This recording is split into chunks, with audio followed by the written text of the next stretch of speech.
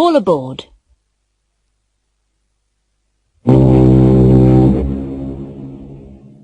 The Southampton is cruising around the Mediterranean Sea. There are a lot of tourists on the ship. Most of them are English, but some of them are American, Australian, or Canadian. It's the 6th day of the cruise, and their ship is sailing from Genoa to Naples. All of the passengers and most of the crew are on deck for the captain's party. Hello, my name's Charles Beatty. I'm from Chicago. Pleased to meet you. I'm Wendy Hillman. Where do you come from? I come from Stirling. Oh, where's that? It's in Scotland. What an awful party. Oh, do you think so? Yes, I do. Oh, by the way, my name's Green. My name's Nelson. I work in a bank. What do you do? Well, I'm the captain of this ship. It's my party. Oh. I'm terribly sorry. Would you like another drink? Pardon? Would you like another drink? Oh, yes, please. I'd like an orange juice. With ice? No, thanks.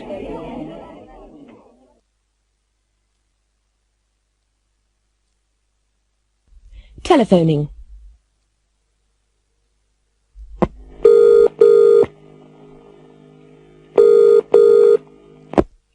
Director inquiries, which town, please? Oxford. What name, please? Oxford University Press, Walton Street. That's Oxford 56767. Thank you. Can you tell me the code for Oxford? 0865. Thanks. Goodbye. MacDonald and Company, can I help you? I'd like to speak to Mr. Walker, please. Mr. Walker? Which department is he in? Accounts. Hold on. Trying to connect you. All right. You're through.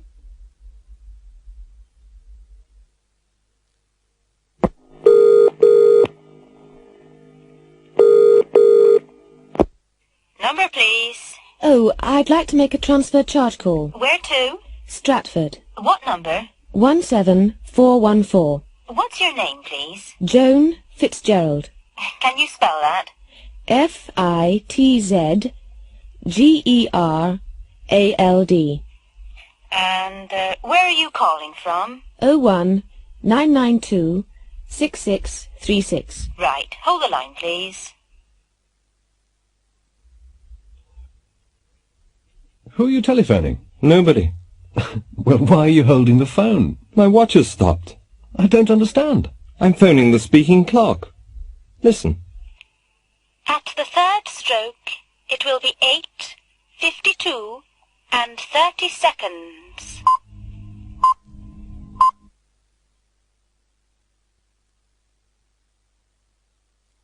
Fizz is fantastic. Let's meet Mrs. Edna Campbell from Glasgow. This is her kitchen, and on the table there are 2 piles of dirty clothes.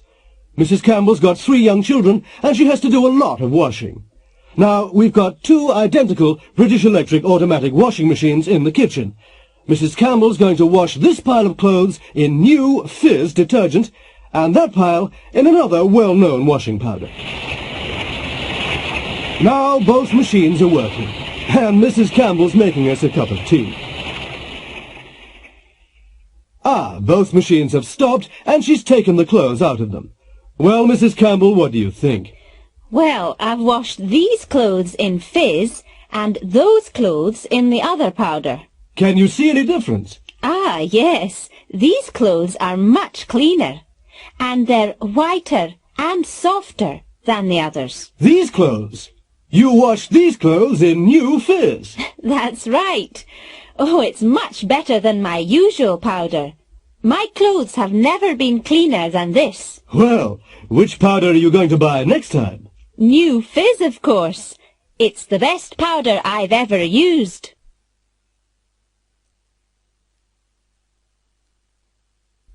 Olympic report. Good evening, it's 11:15, and it's time for Olympic report. Our report tonight is coming live by satellite from the Olympic Games. Good evening. Well, today's most important event was certainly the women's 200 metres freestyle. The American, Doris Kennedy, was first and got the gold medal. She swam the 200 metres in a new world record time of 1 minute 58 seconds. The USA won 2 gold medals yesterday and 3 the day before, so in the first 3 days they've won 6 golds. This is Jack Lumber from Canada. This morning he won the men's javelin final. At his first attempt he threw the javelin over 100 metres. Nobody has ever done this before. Unfortunately, there was nearly a terrible accident in the javelin event. Henry Fraser, the British competitor, slipped when he was throwing his javelin, and it hit a judge in the foot. Luckily, it didn't hurt him. Here we are in the Olympic gymnasium. Olga Ivanov, the 15-year-old Russian gymnast, has just finished her display. We're waiting for the results now. And here's the result. She's got an average of 9.5 points. That's the best score today. Olga's won the gold medal. We're just waiting for the last jumper. Ted Kelly from Britain is going to jump. The bar is at 2 meters 30. Now he's beginning his final attempt. And he's jumped. Oh, he's crashed into the bar. He's landing. The bar's fallen. Is he hurt? No, he's all right. He's getting up and walking away, but he's a very disappointed man.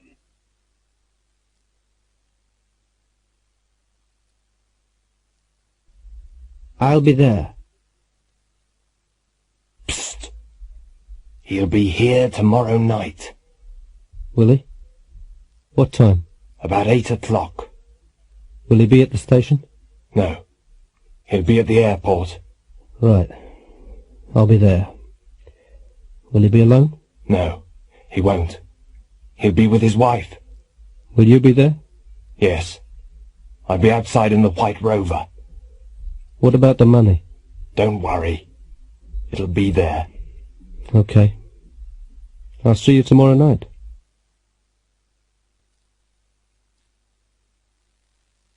Monday morning. What's the matter? Oh, I don't know. Oh, come on. It's something. What is it? It's just life. It's so boring. Oh, it's not so bad. You've got Daniel. But he's only a baby. It's all right for you. You'll leave the house in 5 minutes. I'll be here all day. When'll you come home? You won't come home till 7. One of us must go to work, dear. Yes, but your day'll be interesting. My day'll be the same as every day. My work isn't always interesting. I know, but you travel around. You meet different people, and you do different things. Who'll I meet today? What'll I do? Eh? I'll wash up, feed the baby, do the washing, clean the house, bath the baby, take the dog for a walk. Dear. Then I'll go to the supermarket, prepare dinner, meet you at the station, have dinner, wash up again. Dear. And then I'll feed the baby again, put the baby to bed. Oh, what a life. Today, tomorrow, this week, this month, next year, forever. It's just Monday, dear. You'll be okay later. Will I?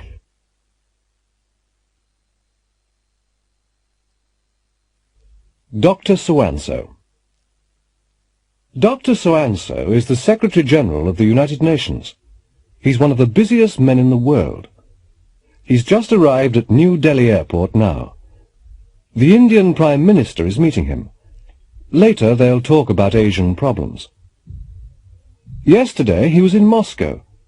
He visited the Kremlin and had lunch with Soviet leaders. During lunch they discussed international politics. Tomorrow he'll fly to Nairobi. He'll meet the President of Kenya and other African leaders. He'll be there for 12 hours. The day after tomorrow he'll be in London. He'll meet the British Prime Minister and they'll talk about European economic problems. Next week he'll be back at the United Nations in New York. Next Monday he'll speak to the General Assembly about his world tour. Then he'll need a short holiday.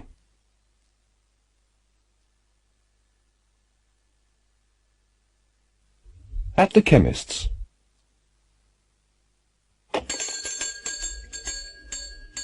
Good afternoon. Good afternoon. Can I help you? Yes, I've got a terrible headache. Oh, how long have you had it? Only about 2 or 3 hours. Well, try these tablets. Take 2 with water every 3 hours. Thank you very much.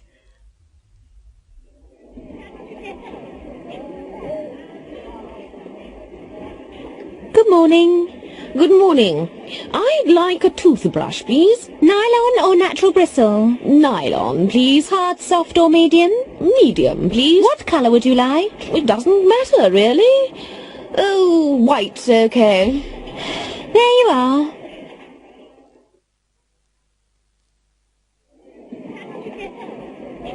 Could I have a tube of toothpaste, please? With fluoride or without fluoride? With fluoride, please. Is that all, sir? Yes, that's all, thank you. Shall I put it in a bag? Please. Good evening. Good evening. Can you make up this prescription, please? Certainly. Would you like to wait? How long will it take? It'll be ready in 20 minutes. Oh, I'll come back later. All right, sir. Shall I pay now or later? Later will be all right.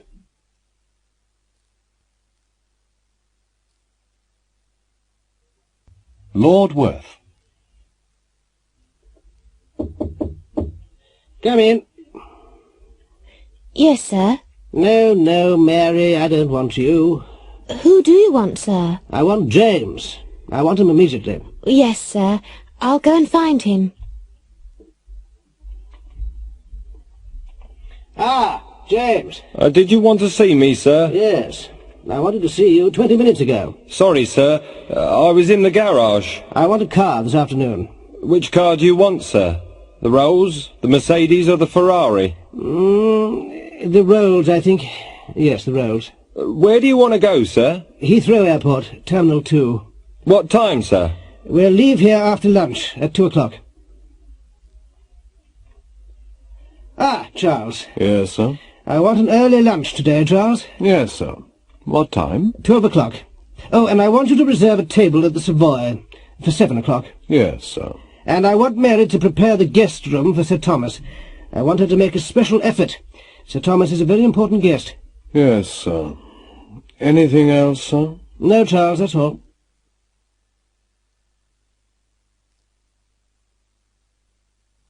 Look, feel, taste, sound, smell. I like your fur coat, Helen. Do you? Yes. It looks very expensive. Really? It wasn't expensive. It was second-hand. Was it?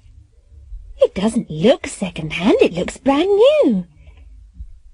Oh, it feels cold in here. Does it? Yes.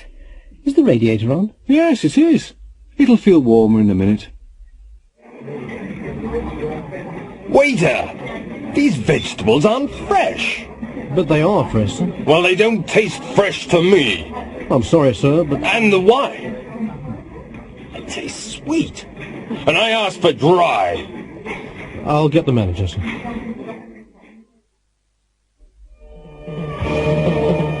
Listen to my new hi-fi, John.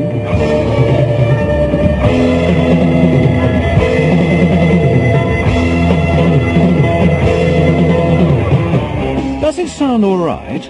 Yes. Sounds fine to me. I think the bass is too loud. No. Sounds perfect. It sounds better than mine. Have you changed your perfume? Yes. Why, do you like it? Yes. It smells terrific. What kind is it? It's Charlie. It smells expensive. Is it? I don't know. It was a present.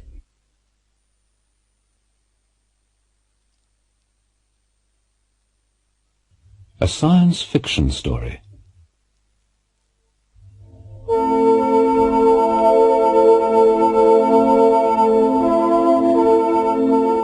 The spaceship flew around the new planet several times. The planet was blue and green. They couldn't see the surface of the planet because there were too many white clouds. The spaceship descended slowly through the clouds and landed in the middle of a green forest. The two astronauts put on their spacesuits, opened the door, climbed carefully down the ladder, and stepped onto the planet. The woman looked at a small control unit on her arm. "It's all right," she said to the man. "We can breathe the air. It's a mixture of oxygen and nitrogen." Both of them took off their helmets and breathed deeply. They looked at everything carefully. All the plants and animals looked new and strange. They couldn't find any intelligent life. After several hours, they returned to their spaceship. Everything looked normal. The man switched on the controls, but nothing happened. "Something's wrong," he said. "I don't understand. The engines aren't working."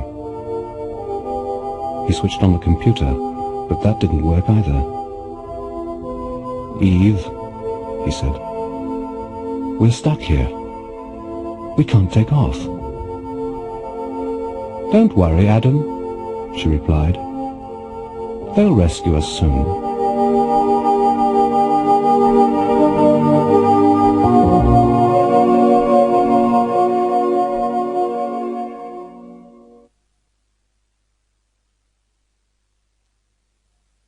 It's much too hot.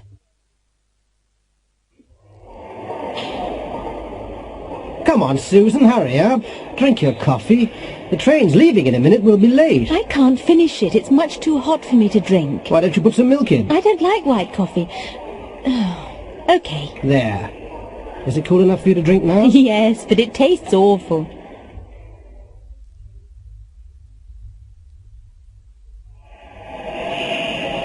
Oh, there's the train. Bring the cases. Ooh! What have you got in these cases? Only clothes. Why? Are they heavy? Yes, they are. Oh, the taxi driver managed to carry them. Well, they're too heavy for me to carry. Well, I'm not strong enough to help you. Porter!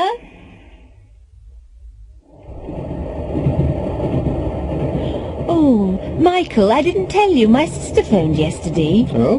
Which sister? Andrea? Yes, she wants to get married. Married? But she isn't old enough to get married. She's only 17. Who's she going to marry? Basil Caraway. Basil Caraway? I don't believe it. He's much too old for her. He's over 60. I know, but she loves him.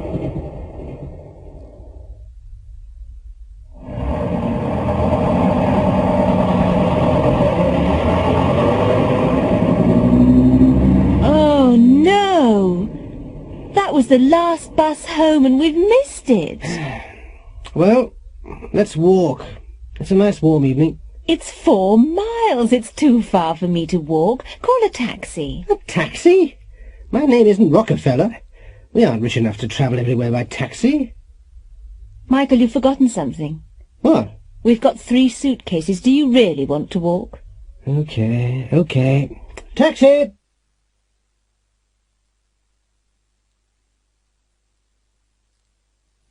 A phone call.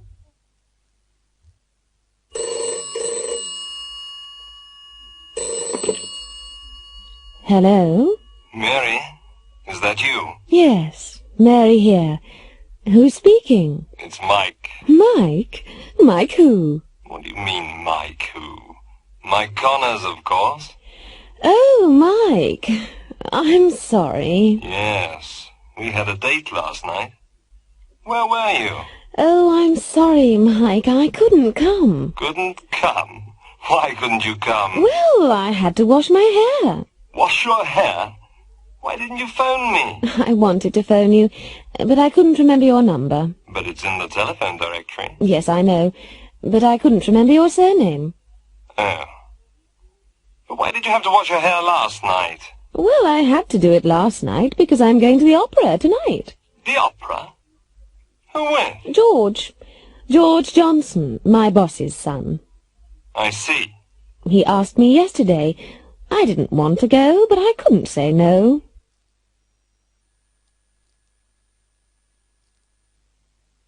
Army Careers Office. Good morning! Are you the new cleaner? No, I'm not. I want to join the army. What? You? In the army? Yes, I want to be a soldier. This is the Army Careers Office, isn't it? Well, yes, sit down, sir. Thanks. Now, why do you want to be a soldier, Mr. Briggs. Tommy Briggs. Well, I saw the ad on television last night and it looked nice. Holidays, money, girls, pension, travel. I see. Yes, it's a good life in the army. It's a man's life. Ah. Now, have you got any questions? Yes. Will I have to get a haircut? A haircut? Oh, yes, you'll have to get a haircut. And wear a uniform. A uniform? Oh, yes, and you'll have to obey orders. But you won't have to clean the toilets, you know. I've never had to clean the toilets. What about the work? Will I have to work hard? Oh, yes, you'll have to work hard. But all the girls like a man in uniform, you know. And what about promotion? Oh, yes, there are a lot of opportunities. Perhaps you'll be a general one day. OK, I'd like to join. Yes, sir. Just sign your name here. There you are. Tommy Briggs. Briggs! Hey? Shut up! Stand up straight! Now, quick, march! Left, right, left, right, left, right, left, right, left, right, left, right. A traffic survey.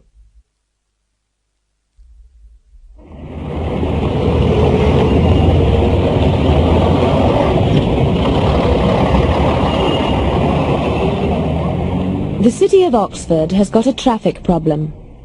It's an old town and the streets are narrow. There are too many cars and not enough parking spaces in the city centre. The planning department wanted to change the traffic system and so they conducted a traffic survey. They asked a lot of people these 5 questions. 1. How old are you? 2. Can you drive? 3. How long have you been able to drive? 4. Where do you live? 5. How do you come to town? Here are some of the results. Mr. Brown's 58. He learned to drive when he was 18. He's been able to drive for 40 years. He lives in the country, 20 miles from Oxford. He always comes into town by car. Mary McIntosh is 20. She's had a lot of driving lessons. She's taken the driving test 3 times, but she hasn't been able to pass the test yet. She lives near the city centre, and she usually walks to work. Bob Brewer's 25. He's been able to drive for 2 years, but he hasn't got a car. He hasn't been able to save enough money. He lives in a village outside Oxford. He comes into Oxford by train. Mr. and Mrs. Wilson are both over 65. They've never been able to drive. They've never learned. They live in a suburb of Oxford, and they occasionally come into town by bus.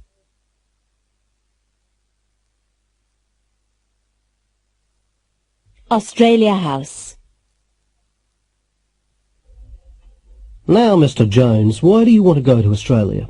Well, I'm really thinking about my children. You see, there aren't many opportunities here. I lost my job last year and I haven't been able to find another one.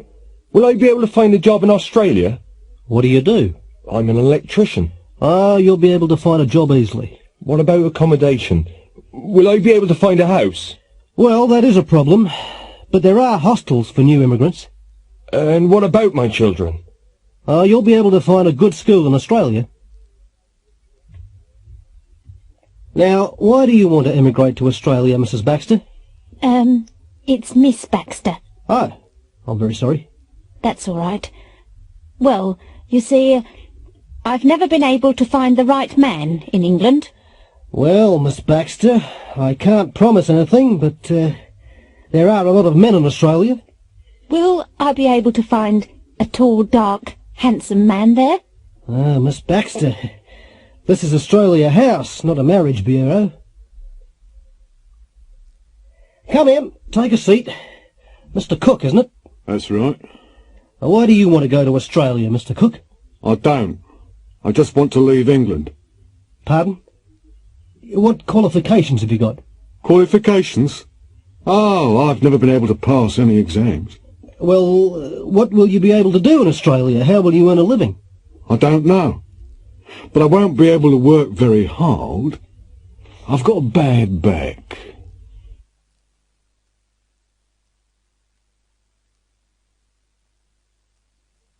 Checks and credit. Next, please. I'd like to cash this cheque, please. Yes, madam, £30. Oh, you haven't signed it yet, madam. Oh, haven't I? Oh, I'm terribly sorry. Here you are. Thank you. How would you like the money? 4 5s and 10 1s, please. I'd like to change these francs, please. Yes, sir. How many francs have you got? 200. What's the rate of exchange, please? The current rates are on the notice board, sir. I'd like to buy this, but I haven't got enough cash with me. Do you take traveller's checks? Certainly, sir. Good. How much is that? It's £30. What's the exchange rate? Oh, I'm not sure, sir. I'll go and check. Good morning. Can I help you? Yes, my name's Davis. I'm expecting some money from my bank in Toronto. By post, cable or telex, sir? By telex. Let me see. Ah, yes. Davis. £200 from the Royal Bank of Canada, Toronto. Have you got any identification, sir? Well, I haven't got my passport, but I've got my driving license. Will that be all right? Yes, sir. That'll be all right.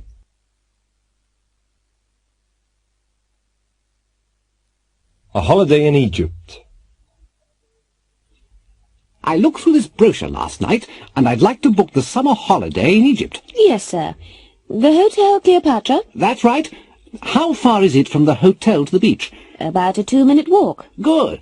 How hot is it in Egypt in July? About 28 degrees centigrade. And that's the Great Pyramid, Mr. Harris. Oh, yes. It looks very high. It's about 137 meters high. How long are the sides? They're 230 meters long. It's incredible. How old is it? It's nearly 4,500 years old. We're going through the Suez Canal now. It doesn't look very wide. How wide is it? About 60 meters. And it's 162 kilometers long. Really? This is a big ship. How deep is the canal? The average depth is about 10 meters. But they're going to make it deeper. Hello there, Mr. Harris. Are you coming on the excursion to Cairo today? Oh, yes. How far is it? It's about 150 kilometers. Good. How long will it take to get there? Only 3 hours.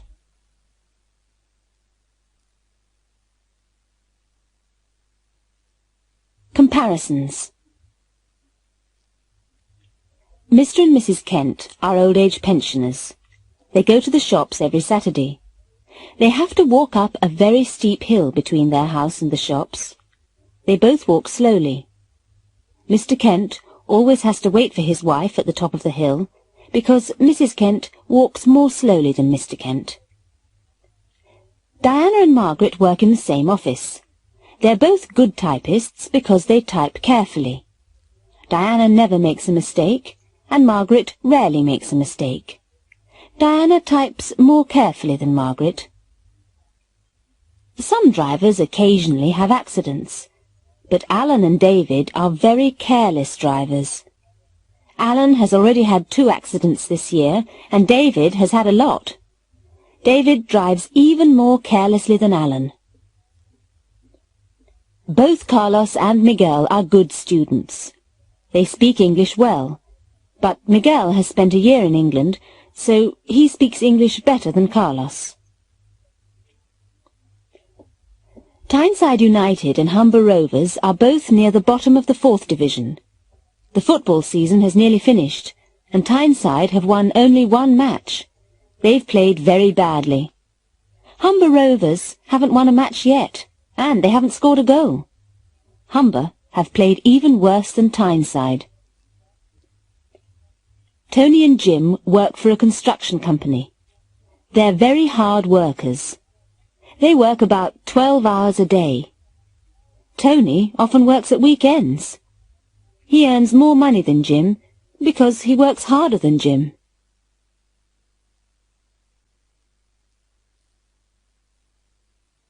A day off work. Bill Walker works for an import-export company. Last Wednesday morning, Bill rang his office at 9 o'clock. His boss, Mr. Thompson, answered the phone. Hello, Thompson here. Hello, this is Bill Walker. Oh, hello, Bill. I'm afraid I can't come to work today, Mr. Thompson. Oh, what's the problem? I've got a very sore throat. Yes, you sound ill on the phone. Yes, I'll stay in bed today, but I'll be able to come tomorrow. Oh, that's all right, Bill. Stay in bed until you feel well enough to work. Thank you, Mr. Thompson. Goodbye. Goodbye, Bill. Mr. Thompson liked Bill very much.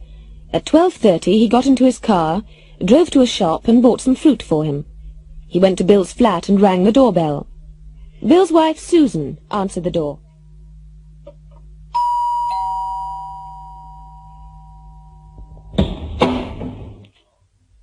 Oh, Mr. Thompson. Hello. How are you? Fine, thanks, Susan. I've just come to see Bill. How is he? Oh, he doesn't look very well. I wanted him to see the doctor. I'll go in and see him. Hello, Bill. Oh, hello. Hello, Mr. Thompson. I've brought some fruit for you, Bill. Thank you very much, Mr. Thompson. Well, I had to pass your house anyway. How's your throat? It seems a little better. I'll be okay tomorrow. Well, don't come in until you feel better. All right, but I'm sure I'll be able to come in tomorrow. Bye, Bill. Goodbye, Mr. Thompson.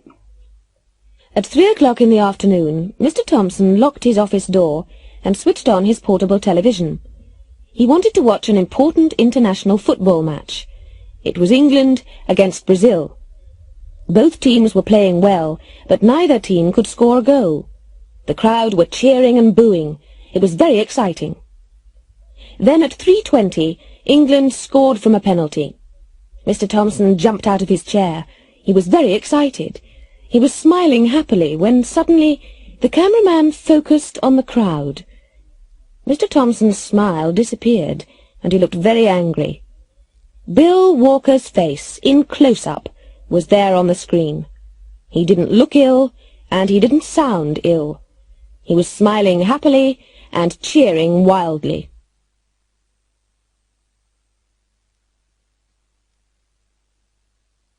Applying for a job. Come in, come in. It's Mr. Chandler, isn't it? Yes, that's right. How do you do? How do you do? Please take a seat. Thank you very much. Well, I've got your application form here. I just want to check the information. Is that all right? Yes, of course. Now, you're 31, aren't you? Yes, I am. And you aren't married, are you? No, I'm not. Not yet. Mm-hmm.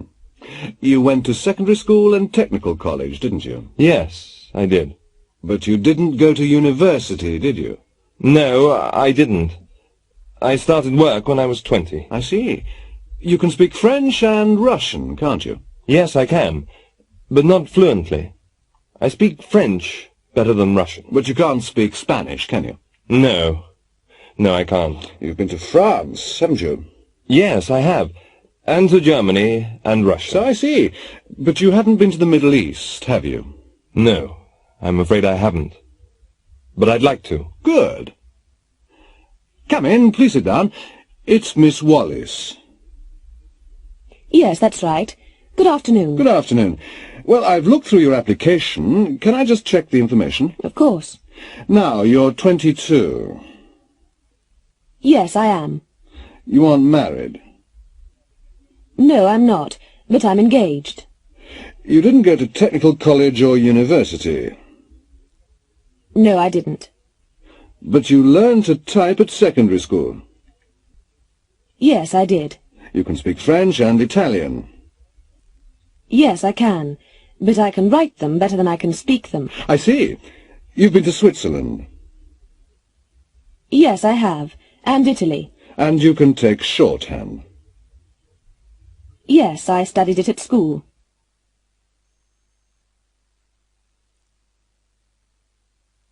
4 disasters.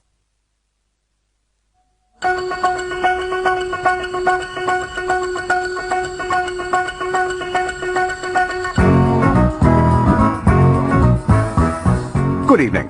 Our programme tonight is about disasters. This year there have been fires, plane crashes, earthquakes and volcanic eruptions. All our guests tonight have survived disasters.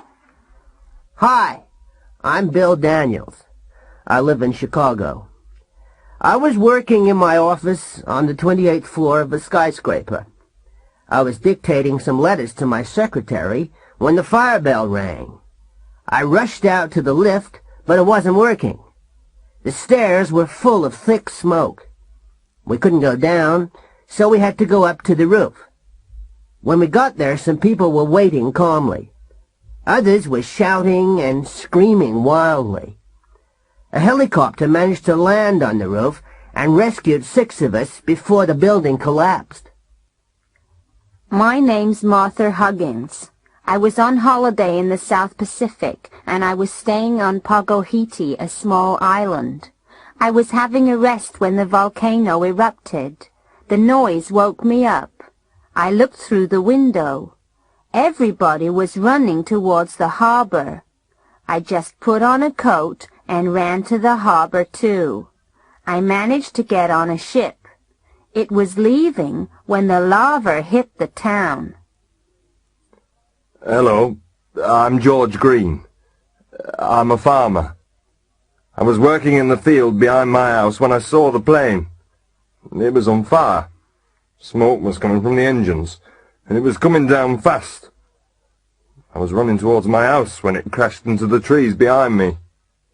I heard a terrible explosion. When I woke up, I was lying in an hospital bed.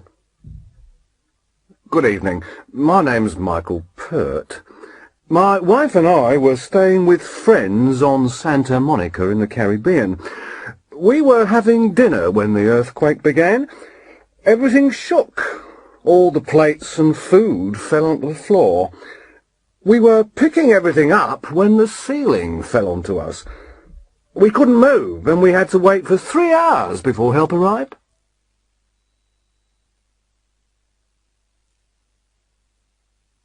Travelling by air.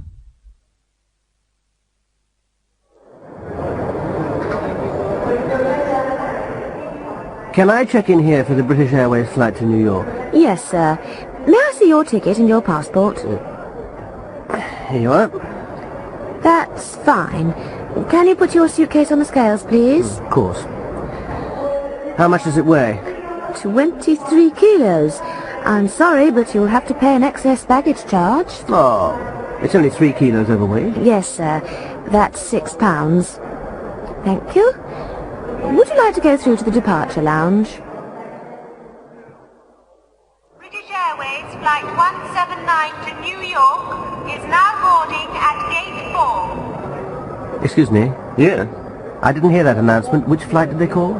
Flight 179 to New York. Are you going there? Yes. So am I. Gate 4's this way. Follow me. May I search you, sir? It's just a security check. Of course. Thank you.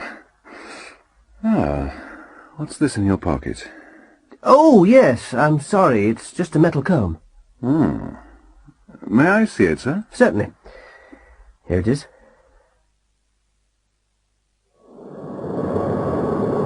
Good afternoon, ladies and gentlemen. Captain Gibson and his crew welcome you aboard British Airways Flight 179 to New York. We're now flying at a height of 30,000 feet. Our speed is approximately 600 miles an hour. We'll land in New York in 5.5 hours. The temperature in New York is now minus 3 degrees centigrade. In a few minutes you'll be able to see the Irish coast. Our stewards and stewardesses will serve lunch in half an hour.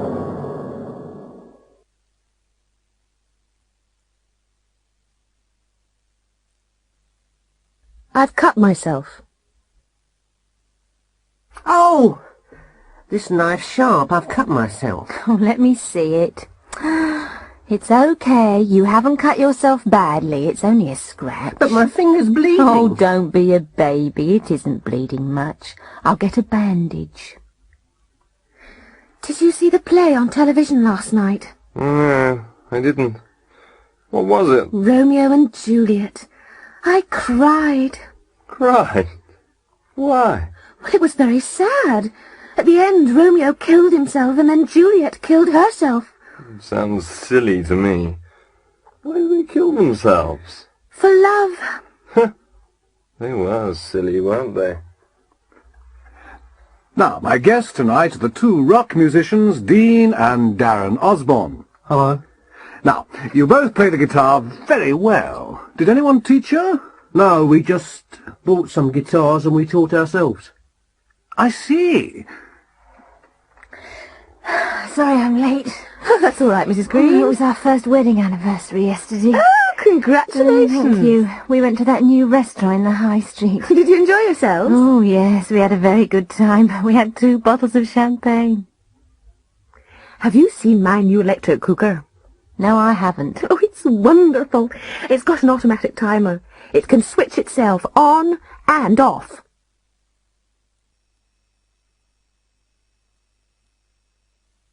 Choosing a pet. Good afternoon, madam. Can I help you? Yes, I'm looking for a pet for my son. Can you suggest anything? What kind of pet does he want? A traditional pet, a cat or a dog? Or something unusual? Well, he'd like a snake or a crocodile. But he isn't going to get one. We've got a nice Alsatian dog at the moment. An Alsatian? Did you say an Alsatian? Oh, no. I've read about them in the paper. They're very big and savage. Oh, no, madam. They aren't as savage as some dogs. Really? Oh, yes. Last week we had a small dog. It was only as big as your handbag, but it was as savage as a tiger. It bit me 3 times. Perhaps not a dog, then. How about a cat? A cat? They aren't as friendly as dogs, are they? No, but they don't eat as much as dogs, either. And they're very clean. They wash themselves every day. Oh. Or how about a bird? A parrot or a budgie? We've got both. Which do you recommend? Well, budgies aren't as easy to train, and they never speak as well as parrots. Yes, but budgies don't need as much space as parrots, do they? That's true. Budgies are very popular because they're so easy to keep. Yes, but they're a bit noisy, aren't they? I want a quiet pet. A quiet pet? Well, how about a goldfish? There's nothing as quiet as a goldfish.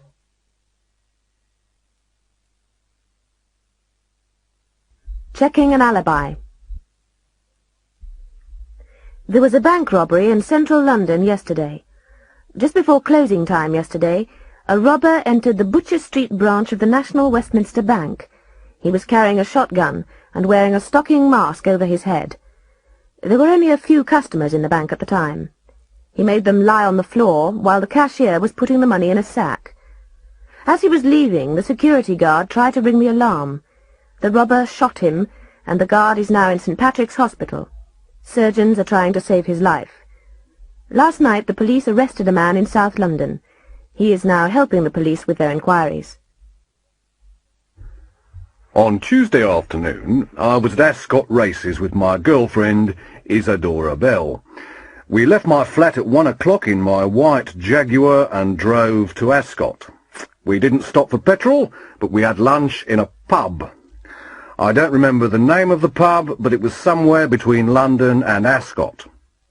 We had beer and sandwiches outside. We arrived at the racetrack at 1:55 in time for the first race.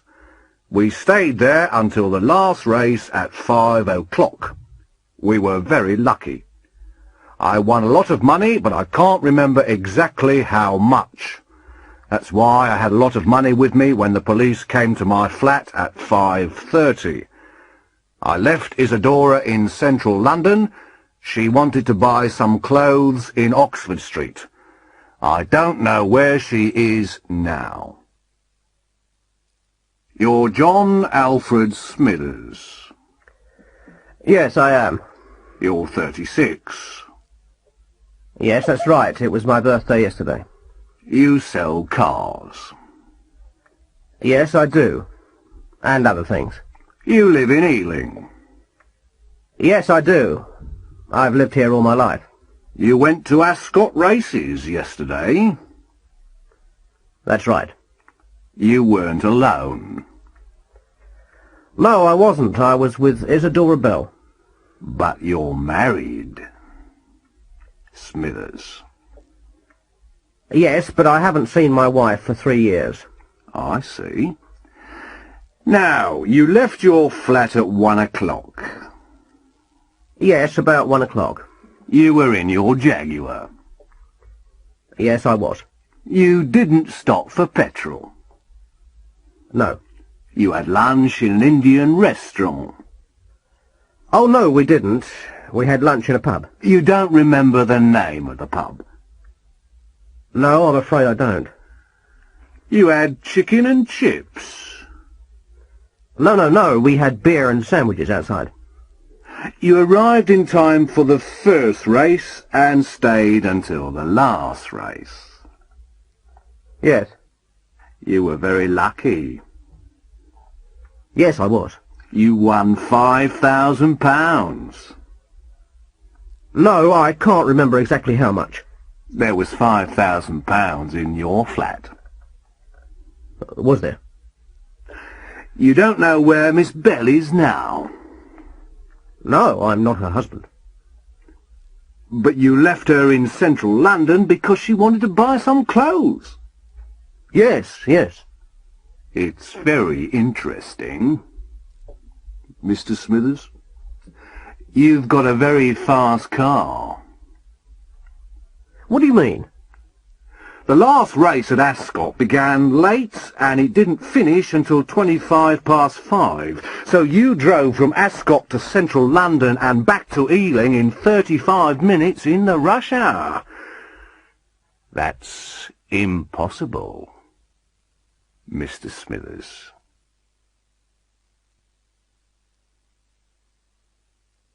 Dinner with friends.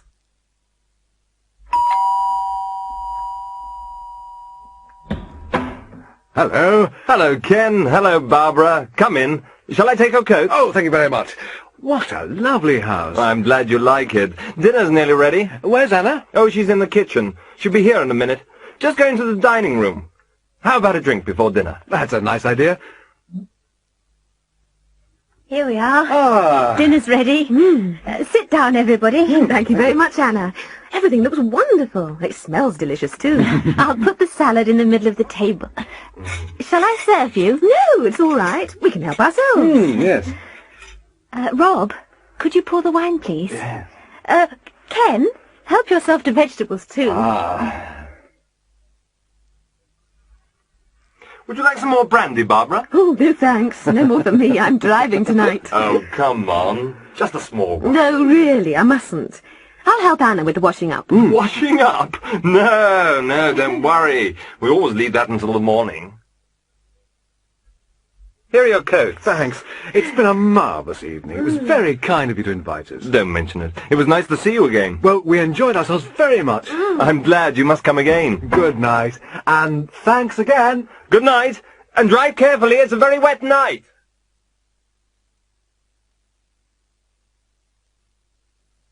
The bad boy of British football. Stanley Walsh, the Eastfield United football star, is in the news again. Yesterday he didn't arrive for a training session. Last night, Brian Huff, Eastfield's manager, was very angry. Stanley has had a lot of arguments with Huff. Huff spoke to our reporter last night. Where is Stanley, Mr. Huff? We don't know. When did you last see him? We spoke to each other 5 days ago. I haven't seen him since then. How angry are you? Very. This is the end. Stanley Walsh won't play for us again. But Stanley's the best player in England, isn't he? Did he give a reason? No, he didn't. Has Stanley got any personal problems, Mr. Huff? I don't know. But he's a very selfish man. He only thinks about himself. Our reporter later spoke to Mrs. Lucy Walsh in her £50,000 apartment. Where is Stanley, Mrs. Walsh? I don't know, and I don't care. When did you last see him? We haven't seen each other for 2 weeks. Have you spoken to each other? Or written to each other recently? No, we never want to see each other again. But why, Mrs. Walsh? Ask Stanley. Our reporter found Stanley at his villa in Spain.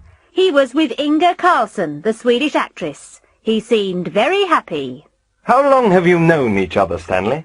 We met each other in a disco 3 weeks ago. It was love at first sight. But what about your football? Oh, football can wait.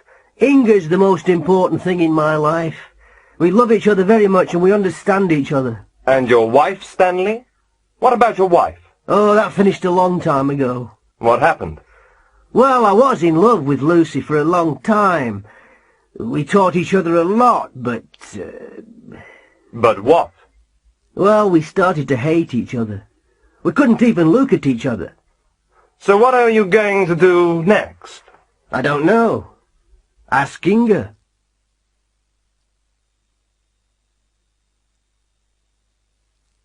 So am I.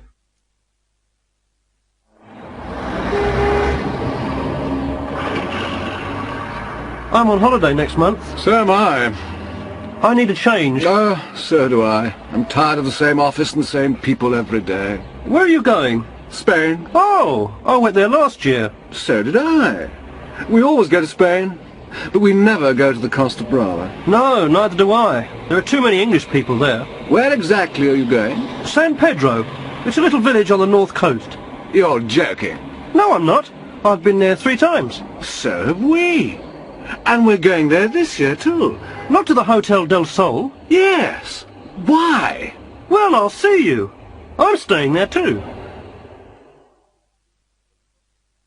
I'm happy. So am I. I'm not crazy. Neither am I. I'm not a student. I am. I'm a teacher. I'm not. I've got a book. So have I. I haven't got a Rolls Royce. Neither have I. I haven't got any money. I have. I've got an electronic watch. I haven't. I like music. So do I. I don't like snakes. Neither do I. I don't eat meat. I do. I come to school on Sundays. I don't. I was here last week. So was I. I wasn't late this morning. Neither was I. I wasn't at home yesterday evening. I was. I was at the cinema last night. I wasn't. I studied mathematics at school. So did I. I didn't go to the cinema last night. Neither did I. I didn't play sports at school. I did.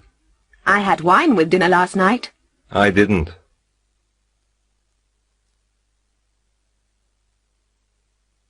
A family problem. Flat 4, 185 Kings Road, Chelsea, London SW3, 5th of May 1979. Dear Daddy, thank you very much for the birthday present. I was very pleased with the Ferrari, but I didn't like the colour, so I'm going to change it. I saw Tom again yesterday. You're worried about him, aren't you? Well, don't worry about him. He's all right. He's very good at his job. He's a drummer in a pop group. I'm going to bring him for dinner next weekend so you can meet him. Love, Samantha. P.S. We love each other very much. He isn't interested in your money. Dear Samantha, I'm sorry about last weekend. I was very angry with Tom, but he was very rude to me. I'm not a stupid old fool. I'm tired of long-haired young men. He didn't even dress for dinner. You love him, I know. I just feel sorry for you, and I'm worried about your future. Tom likes pop music. He isn't interested in anything else. He isn't interested in you at all. You're making a terrible mistake. And I'm glad he isn't interested in my money, because he isn't going to get any. Love, Daddy.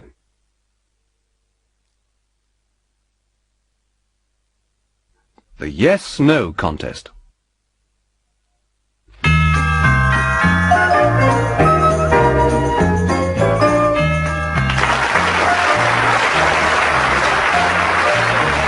Good evening! I'm Martin Smiles. Welcome to the yes-no contest. Now, the rules are very simple. I'm going to ask questions for 30 seconds. You mustn't answer with yes or no, and you mustn't nod or shake your head. Well, here's our first contestant, Mrs. Alice Leach from Nottingham. What's your name?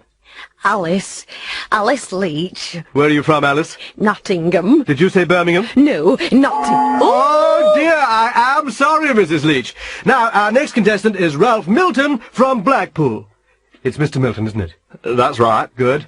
You aren't nervous, are you? I'm not nervous. Did you shake your head? I didn't. Are you sure? Yes. Oh, I'm dreadfully sorry. Better luck next time, Mr. Milton. Now, here's our third contestant. It's Brian Tankard from Bristol. Hello, Brian. Hello. You work in a bank, don't you? That's correct. Do you like your job? I enjoy it very much. Oh, do you? I said I enjoy it very much. Now, you aren't married, are you? I am married. Is your wife here tonight? She's at home. So she isn't here? Of course not. Have you got any children? I've got 2 children. 2 boys? A boy and a girl. And you did say you enjoyed... Oh, that's 30 seconds. Well done. You've done it. Isn't that wonderful, everybody? He's won tonight's star prize, a brand new fully automatic dishwasher.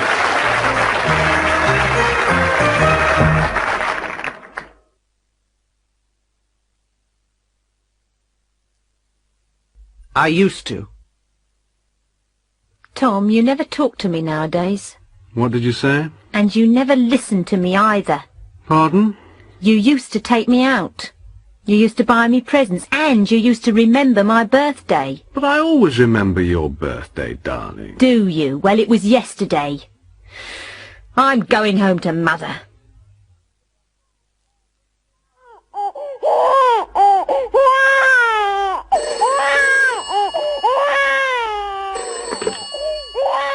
Dorchester 17908.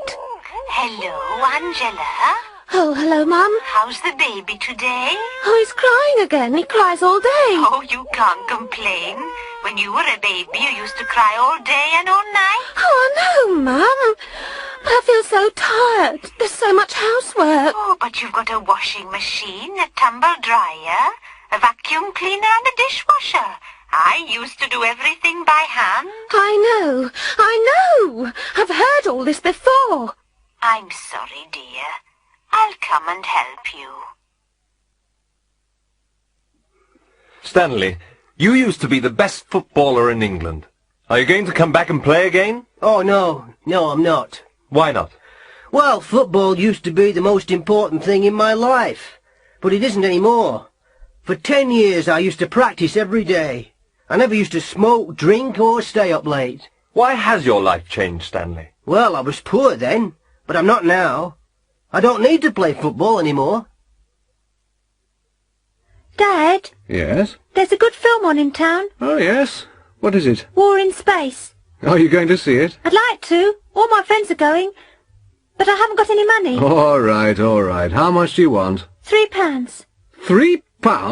When I was your age, I only used to pay 5 pence for the cinema. That was a long time ago, Dad. Yes, but my father used to earn £3 for a week's work.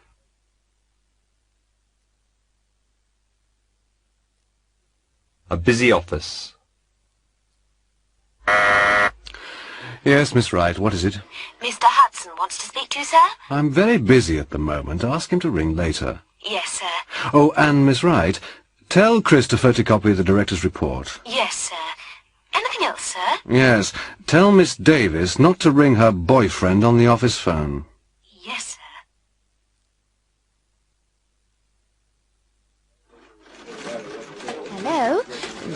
Mr. Power's secretary? Yes, Hudson here. I'm afraid Mr. Power's busy at the moment. Can you ring later? All right. What about this afternoon? Yes, that'll be all right. Oh, Chris? Yes, Miss Wright? Mr. Power wants you to photocopy this report. Oh, yes, I'll do it later. No, Chris, do it now. I know it's important. Miss Davis, did you ring your boyfriend on the office phone yesterday? Well, yes, I did. But it was urgent. I think Mr. Power heard you. He wasn't very pleased about it. Don't use the office phone for personal calls. No. No, Miss Wright. I won't do it again.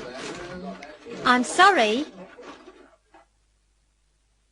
Miss Wright, did you speak to Mr. Hudson? Yes, I did. I asked him to ring later. He says he'll ring you this afternoon. That's fine. Has Chris photocopied that report yet? Not yet, but I told him to do it immediately. I think he's doing it now. Good. Did you tell Miss Davis not to ring her boyfriend from here? Oh, yes. I told her not to use the office phone for personal calls. She says she won't do it again. I'm sure she won't. I hope she won't. Her boyfriend lives in Australia.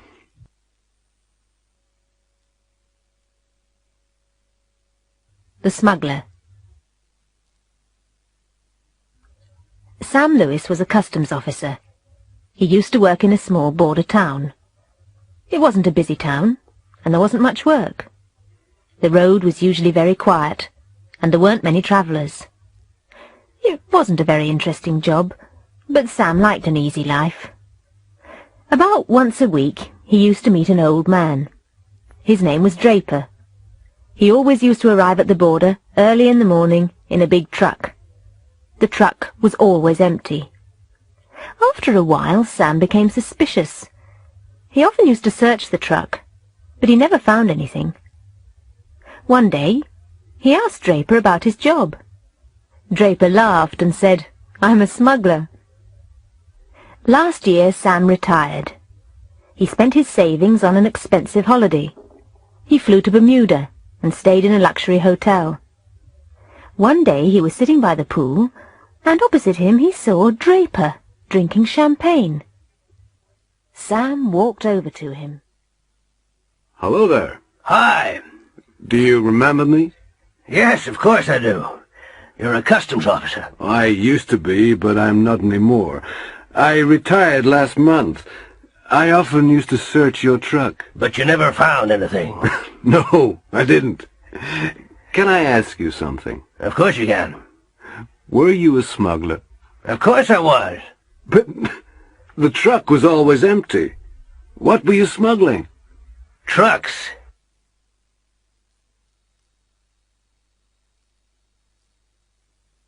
I'm bored.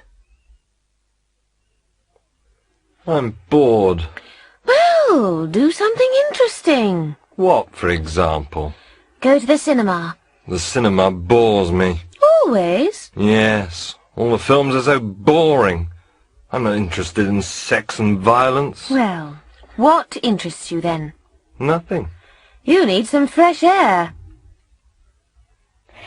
Have you heard the news, Bill? No, why? A war has just started in Mandanga. Mandanga? Where's that? Oh, I don't know exactly, but it's worrying. They showed a television report last night. Well, I'm not worried about it. I never watch the news these days. I prefer sports programmes. Why aren't you interested in the news? Well, all the news is bad. I just want entertainment in the evenings. What are you doing tonight, Mike? I'm staying in. There's a good horror film on the telly. What is it? The Blood of Frankenstein. Well, that sounds frightening. Not really. I think horror films are amusing. Amusing? Horror film? Yes. I went with Anne to see Dracula last week. I was very amused. I laughed from beginning to end. What about Anne? Oh, she was terrified. She was under the seat. Did you go to the football match on Saturday? Yes, I did. It was very exciting, wasn't it? Yes, it was. Both teams attacked. Yes, 1-0, 1-all, 2-1, 2-all, 2-3, 3-all. My brother was so excited near the end that he threw his hat in the air when Manchester scored their fourth goal. Did he find his hat? Yes, but it was a bit embarrassing. He had to ask a policeman for it.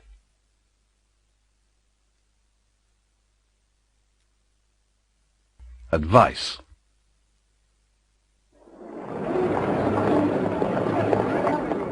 What's the matter, Jenny? You look worried. Yes, I'm trying to lose weight. Oh, you don't need to lose weight. Oh, I do. I've just bought some new jeans and I can't get them on. They're too tight. Well, you should go on a diet. I know. But what kind of diet? You should eat lots of salad and fruit. Yes, but I don't like salad. I prefer meat. Well, you can eat meat, but you shouldn't eat too much. You shouldn't eat bread or potatoes either. What about alcohol? Can I drink wine? Oh, no, you should never drink alcohol. What's the matter, Peter? You don't look very happy. I'm not. I'm worried about my English. What's the problem? I'm not practicing enough. Why not? Well, it's difficult to meet English people. You should go out more. Where should I go? Oh, you should go to pubs. You should join a club. But English people never speak to me. Ah, you should speak first. What can I talk about? The weather. English people are always interested in the weather. Hello, Charles. You look tired today. Yes, I'm working too hard. Oh, you should take a holiday. Yes, I know I should, but we're just too busy. I'm working 12 hours a day. 12 hours? You're going to kill yourself. Well, what can I do? Well, perhaps you should change your job. I can't. I need the money.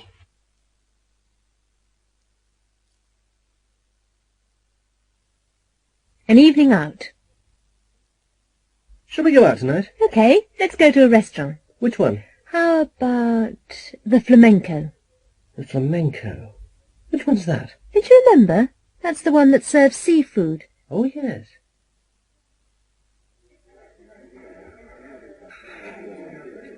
Oh, look over there. Where? In the corner.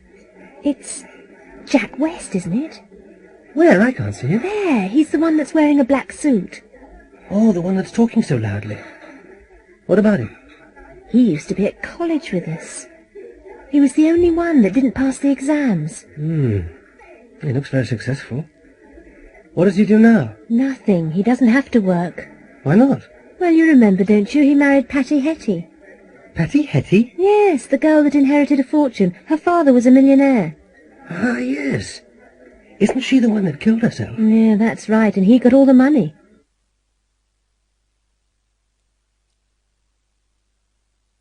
I've been waiting. Hello, Miss Wright. Is the boss in? Yes, Chris, he is. He's in his office, and he's waiting for you. Oh. What time did he arrive? He arrived at 20 to 10. 20 to 10? So he's been waiting for 20 minutes.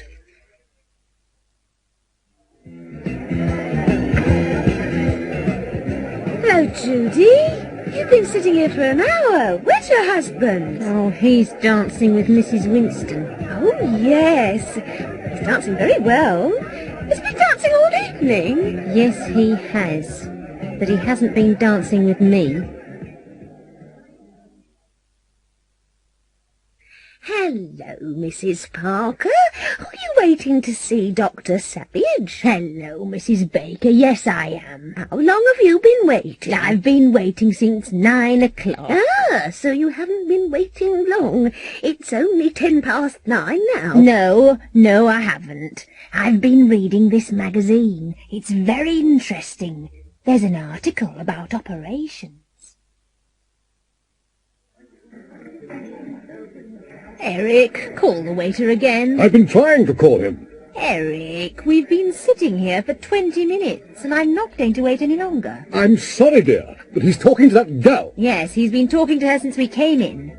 Waiter! Yes, sir. Do you want the bill? The bill? We haven't seen the menu yet.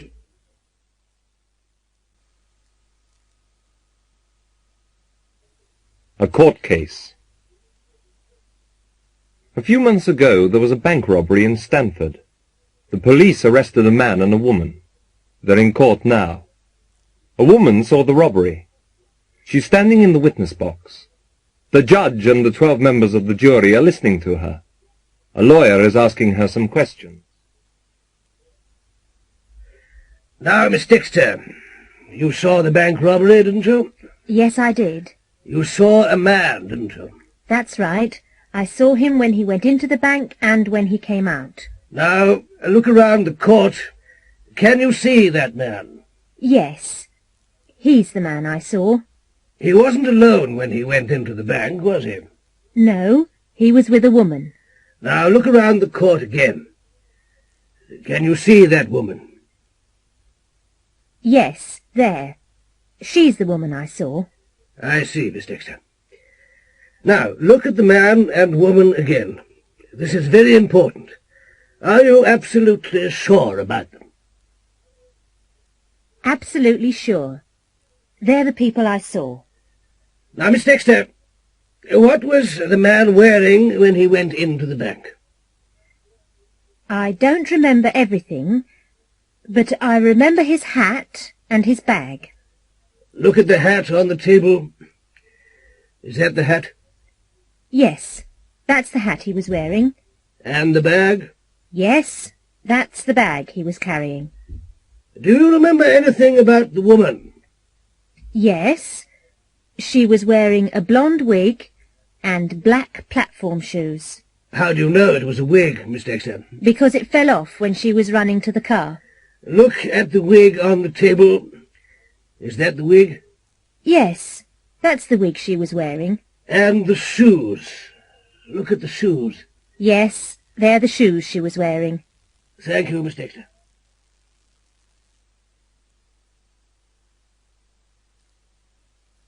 The empty chair. A friend of mine, Rob Jenkins, almost had a nervous breakdown last year. I told him to go to the doctor. Hello, Mr. Jenkins. What can I do for you? Well, Doctor, I'm very tense and nervous. I haven't been able to sleep for several days. Have you been working hard? Oh, yes, I've been very busy. I've been working 12 hours a day. Have you been taking any pills? No, but I've been smoking too much and I've been drinking a lot of coffee. Well, you should take a holiday. You should go somewhere quiet and peaceful. Like Cornwall. Why don't you go there? Rob decided to go to Cornwall the next weekend. Penkey was a very small fishing village on the north coast of Cornwall. There were no trains or buses to Penkey, so he had to drive. It was a long journey, and Rob arrived late on Friday evening. The landlady of the guest house, Mrs. Doone, answered the door and showed him to his room. Rob was very tired and went straight to bed. He slept well and didn't wake up until 9 o'clock the next morning. Rob went downstairs for breakfast. Because there were no other guests, Mrs. Doone invited him to have breakfast with her and her daughter, Catherine. Catherine was already sitting in the dining room. She was about 13 years old, with long black hair and clear grey eyes. Mrs. Doone went to the kitchen to prepare breakfast. Rob and Catherine looked at each other nervously for a few seconds. There are 4 places at the table. Is there another guest? Oh, no. We never talk about the empty place. The empty place? What do you mean? Well, that used to be my father's place. Used to be? I don't understand. My father was a fisherman.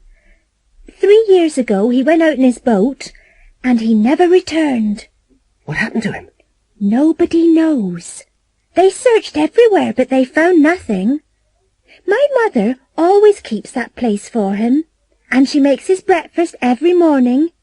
She thinks he'll come back. That's a photograph of him over there on the wall.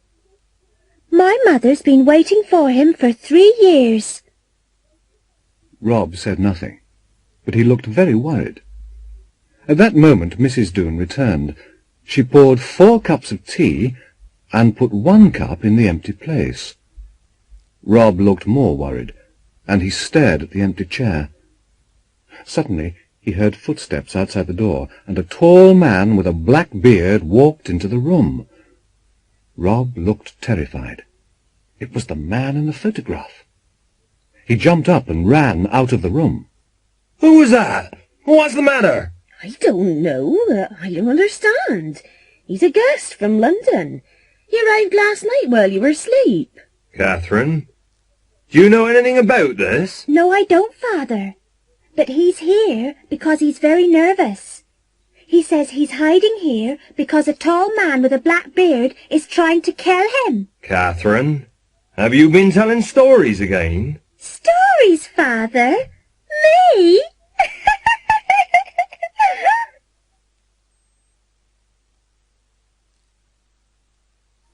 How long? How much? Come in. You're Mr. Carson, aren't you? Please sit down. Thank you. What can I do for you, Mr. Carson? Well, I want to borrow some money. What for? I want to buy a car. I've been saving for 2 years. Ah. How much have you saved? I've saved about £1,000. What are you reading? The Godfather. It's about the mafia in America. John told me to read it. Oh, it's a very long book. I know. I've been reading it for a month and I haven't finished it yet. How many pages have you read? About 400. I don't like long books. Neither do I. Petrol, sir? Please, fill it up. Which grade? 4-star. It's nearly empty. I've been driving all day. Oh, how far have you driven? Oh, about 400 miles. I've driven from Scotland. Oh, that's a long way. Shall I check the oil and water? Please. Hello, Jenny. You still working? It's time for lunch. I know, but I haven't finished these letters yet. They're important. Mr. Power wants them this afternoon. How long have you been typing? Since 9 o'clock. I didn't stop for coffee. How many have you done? Oh, most of them. There are only 2 left. Well, do them after lunch. No, I'll do them now. Okay. See you this afternoon.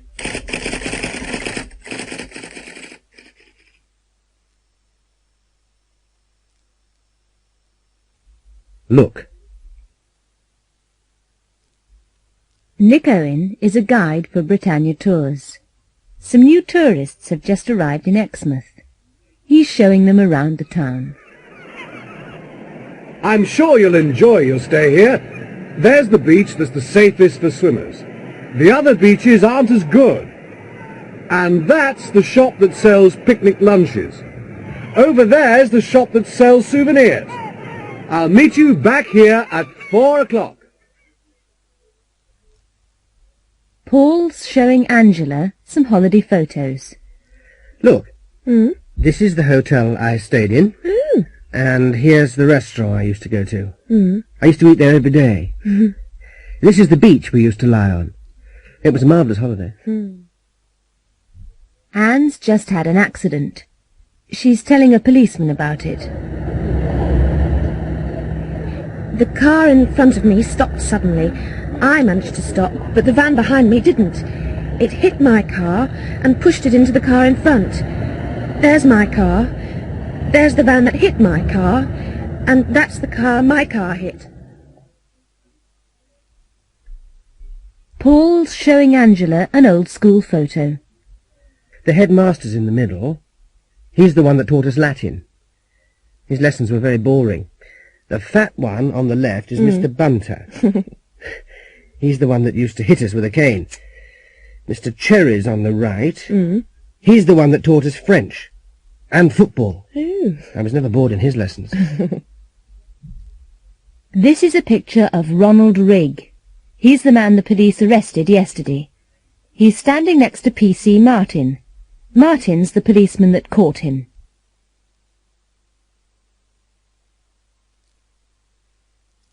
Booking in advance.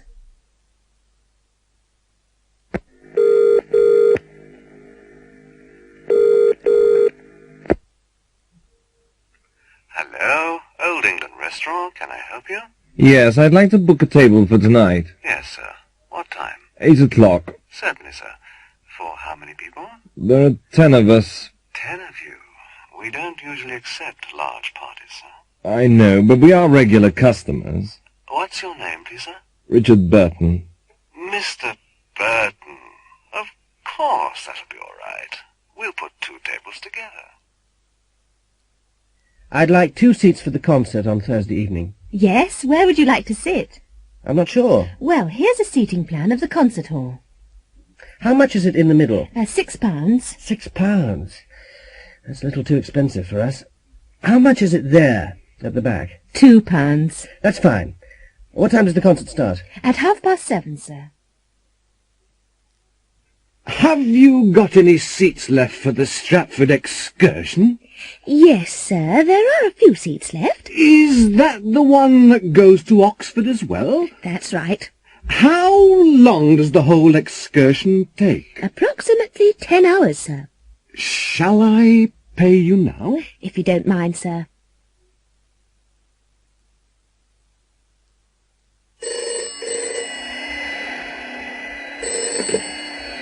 Good morning, unisex hairdressers. Good morning. I'd like to make an appointment, please, at 3 o'clock this afternoon with Marcel. Let me see. I'm afraid Marcel's busy at 3, madam. Oh, dear, Marcel always does my hair. I'm sorry, madam. Well, how about 4 o'clock? I'm terribly sorry, madam. Marcel's busy all afternoon. Oh, what a nuisance. I'm very, very sorry, madam, but you should always book well in advance.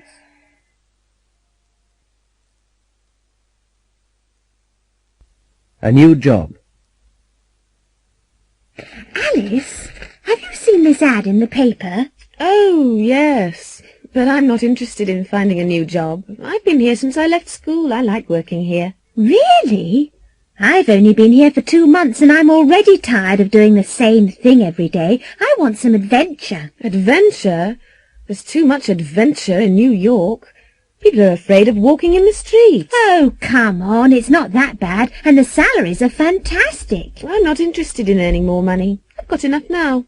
Oh, yes, but you live at home with your parents. But I like living with my parents. What's wrong with that? Oh, nothing, but I like being independent. I like travelling. I enjoy meeting new people. I'm going to apply for the job. Well, good luck.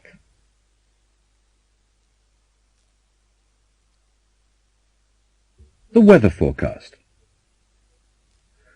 Paul and Judy live in Birmingham. It's a large city in the Midlands. They're planning a weekend holiday. I know, Judy. Why don't we go to Scotland? It's a very long way. Oh, it isn't too far. Anyway, the motorway's very good, so we can get there quickly. But Scotland's often cold at this time of the year. It may snow. Well, yes, it may. But I don't think it will. Oh, I'm not sure. It is February, and I'm frightened of driving in snow. And we may not be able to find a hotel. They may be closed. That's no problem. I can book a hotel by phone. Well, perhaps it's not a bad idea. We may have beautiful weather. Oh, we'll enjoy ourselves anyway. Let's watch the weather forecast on television. We may not go to Scotland. We may go to Wales or London. We can decide after the forecast. Good evening, and here is the weather forecast for tomorrow. Northern Scotland will be cold, and there may be snow over high ground. In the north of England, it will be a wet day, and rain may move into Wales and the Midlands during the afternoon. East Anglia will be generally dry, but it will be dull and cloudy. In southern England, it will be a bright, clear day with sunshine, but it may rain during the evening. In the southwest, it may be foggy during the morning, but the afternoon will be clear. It may be windy later in the day.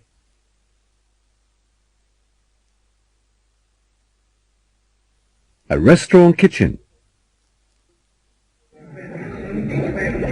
Hurry up, Chef. The customers have been waiting for 10 minutes. They're hungry and they're getting angry. I know, but I've only got one pair of hands.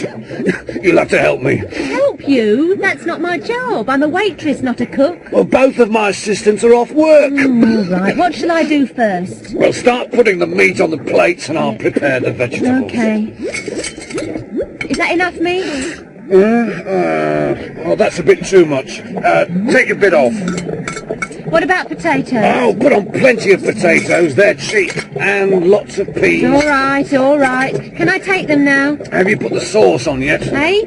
Oh, no, I haven't. Well, where is it? Oh, here it is. Oh, there isn't quite enough sauce here. There's plenty in that pan over there. Ah, yes, I've got it. Fine. Now you can begin taking the plates to the customers. Ow! They're hot. Well, use a cloth. And don't carry too many plates, you may drop them. No, I won't drop them. I've never dropped a plate in my life.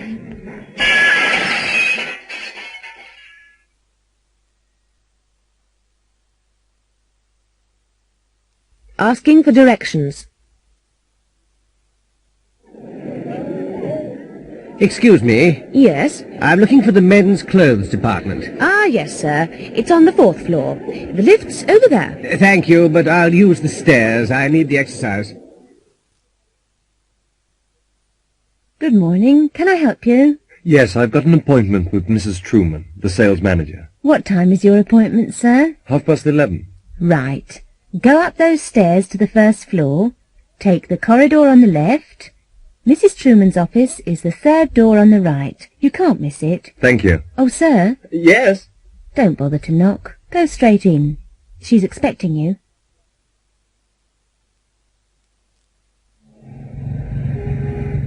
Excuse me? Yes? I'm lost. Is this the way to Brighton? No, I'm afraid it isn't. You're going the wrong way. This is the Portsmouth Road. Oh, dear. Can you tell me the way to Brighton? Yes, turn round and go back to the roundabout. Take the 3rd exit, that's the A272. The A272? That's right. You'll see signposts to Brighton from there. Yes, please. 2 to Market Street, please. 36p. Can you tell me when we get there? Okay. Thanks a lot.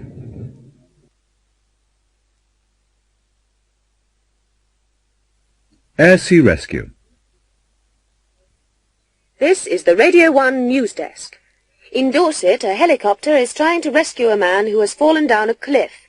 He's lying on a small beach. An Air Sea Rescue helicopter has arrived at the scene, and one of the crew has climbed down a ladder to the beach. He's speaking to a doctor by radio. Hello? Can you hear me, Doctor? Yes, I can hear you clearly. Is he unconscious? No. He's conscious, but he looks pretty bad. Okay. Ask him if he can move. Can you move? No. Ask him if he's in pain. Are you in pain? Oh, yes. Ask him where it hurts. Where does it hurt? It's my back. Right. Don't move him. I'm coming down. Frank Aitken is the editor of the Daily News. He's sending a trainee journalist to interview the American singer Bob Sonata. Now, I've arranged the interview for 4 o'clock at his hotel. Ask him lots of questions, you know, ask him if he likes England, ask him what his next record will be, when he recorded it, and ask him where. Ask him all the usual questions, but don't ask him how old he is, okay?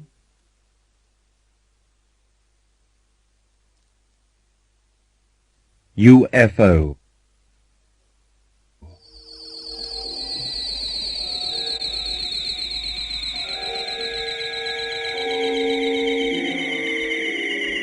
Ronald and Jean were driving along a quiet country road in southern England. They were on the way to Westbury. It was nearly midnight.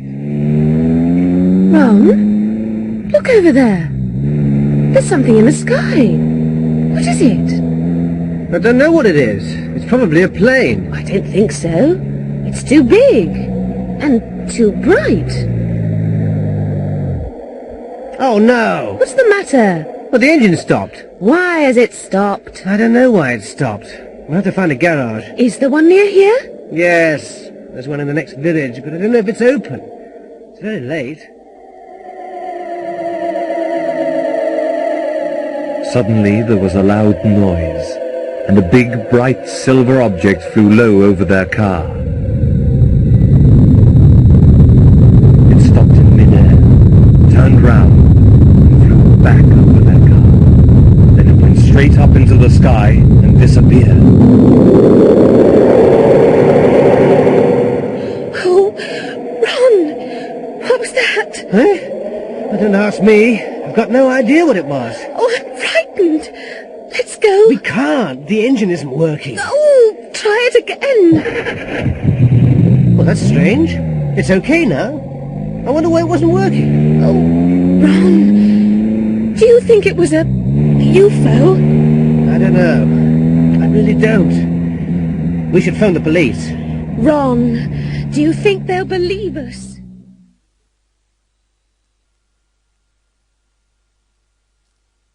A mugging. One night, Mrs. Riley, an elderly widow, was walking along a dark London street. She was carrying her handbag in one hand and a plastic carrier bag in the other. There was nobody else in the street except two youths. They were standing in a dark shop doorway. One of them was very tall with fair hair. The other was short and fat, with a beard and moustache. The youths waited for a few moments, and then ran quickly and quietly towards Mrs. Riley.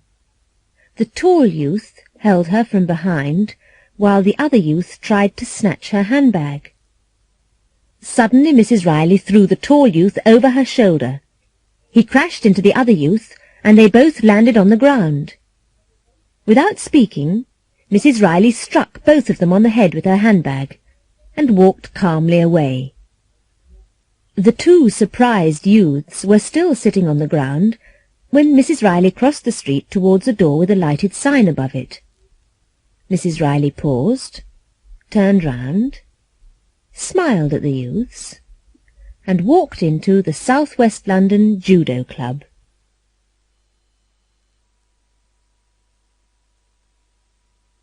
An important visitor. The platform of Portsbridge Station is full of people. They're waiting for an important visitor, the Queen. They're expecting her to arrive soon.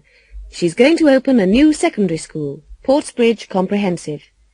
The Mayor's secretary is telling him about the plans for the day. She'll be here soon. We'll wait until we see the train. When the train stops, the band will start playing. Your son will give her some flowers when she gets off the train. You'll make a speech before she leaves the station. As soon as she arrives at the school, the children will begin cheering. After she opens the school, we'll go to the town hall. When she gets to the town hall, you'll make another speech. After you make the speech, we'll have lunch. Before she leaves Portsbridge, you'll give her a present from the town.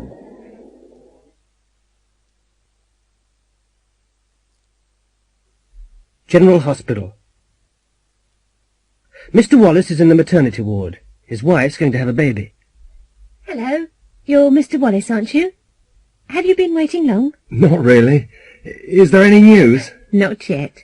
We'll tell you as soon as there is. Have you thought of any names for the baby? Oh, yes. If it's a girl, we'll call her Victoria. If it's a boy, we'll call him Jason. David Foster has had a serious accident. His wife's outside the operating theatre now. Mrs. Foster, I'm Dr. Payne. Oh, Doctor, how is he? Well, I'm afraid we'll have to operate. Oh, no. He's always been afraid of operations. Don't worry. If we operate now, he'll be all right. Oh, Doctor, do you really have to? I'm afraid so. He's lost a lot of blood. If we don't operate, he'll die. Mr. Frampton has just arrived at the hospital. He's going to have a minor operation tomorrow.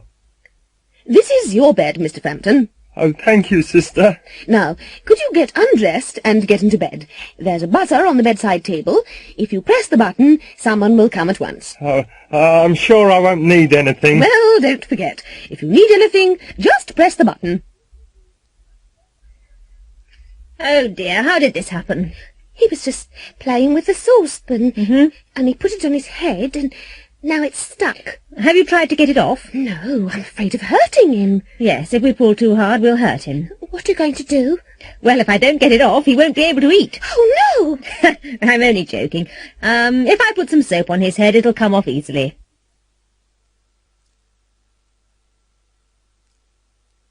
At the races. Horse racing is a very popular sport in Britain. There are over 11,000 horses in training, and there's a race meeting almost every day of the year. Some of the prizes are worth thousands of pounds, and some of the horses are worth millions. Horses from all over the world enter for the big races. People bet on the horses, and if they're lucky, they can win a lot of money. Some people spend a lot of time studying the form of the horses. Others just guess. Look at the list of horses for the Hampshire Gold Cup. Study it, and try to choose the winner. It's a lovely day here at Hurstwood Park. The horses are ready for today's big race, the Hampshire Gold Cup. And they're off. They've all started well. They're racing towards the first bend, and Dobbins in the lead, Concord second, and Chestnut Mares third. Now they're approaching the first fence, and Dobbins fallen, but the jockey looks all right. And now Concord's in front. White Rum, the favourite, is at the back. Now they're entering the second bend, and they're all over the second fence. Cash Register has just passed Concord, and Sylvester Stallion has moved into third place. Then Irish Prince, then Tricky Dicky. Now they're coming round the third bend, and it's a very close race. And they've all jumped the third fence. And the favourite, White Rum, is coming through. The crowd is cheering wildly. They're over the last fence. There's only 300 metres to go, and all the horses are in a line. I can't see which one's in front. It's very, very close. It's a photo finish! What a race! But we'll have to wait for the result.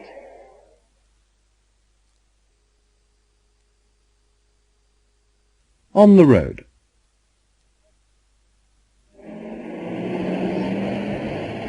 Ben, you can't park here. There's a double yellow line. Oh, we'll be back in a few minutes. It's okay. Oh, no, it isn't. You'll get a parking ticket if you leave it here. No, I won't. It's 5:30. All the traffic wardens have gone home.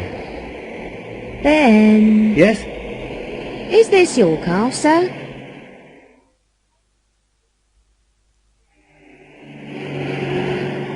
Excuse me, may I see your licence? I'm afraid I've left it at home. In that case, you'll have to take it to the police station within 5 days. But why? You were speeding, sir. But I was only doing 35. There's a 30 miles an hour speed limit on this road, sir. Is there? I didn't see the sign. Well, sir, we've been following you. So you were doing 35 too? No, sir, we were doing 60 miles an hour. And we couldn't catch you.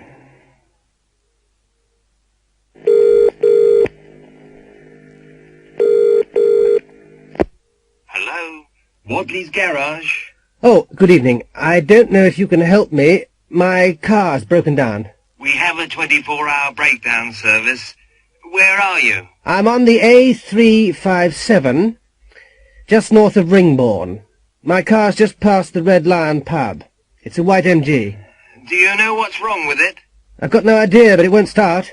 I'll send a mechanic out to you. He'll be there in about 10 minutes. It's nothing serious, sir. You've run out of petrol. Oh. Can you tow me to the garage? Oh, that's not necessary. I've got a spare can of petrol in my truck. Shall I pay you now, or shall I come to the garage? You can pay me now.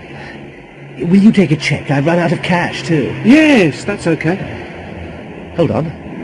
I can't find my chequebook.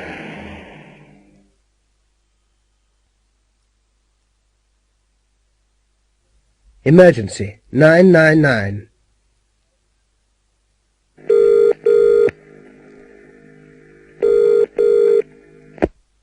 Emergency, which service, please? Police. Police here. I've just seen 2 cars crash into a security van. I think it's a robbery. Where?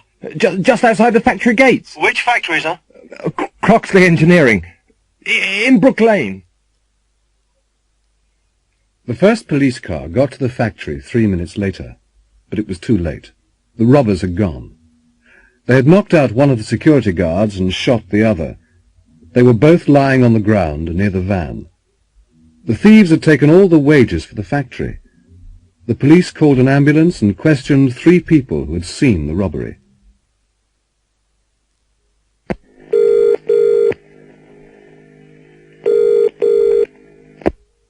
Emergency, which service, please? Fire. Fire service. Come quickly, Fenley's garage is on fire. The one in Churchill Road. We'll be there in 2 minutes. The fire engine got to the garage just in time. The showroom was burning. Fortunately, the fire hadn't reached the petrol pumps and hadn't spread to neighbouring houses. The firemen were able to put it out quickly. The fire had started in the office. Someone had thrown a lighted cigarette into a waste paper basket.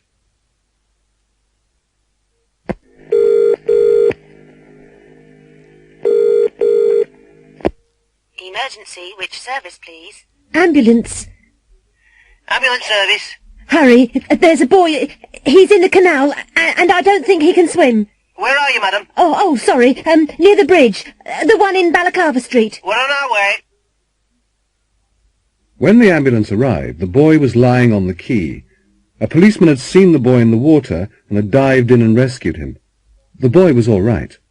The policeman had given him artificial respiration. The ambulance took the boy and the policeman to hospital.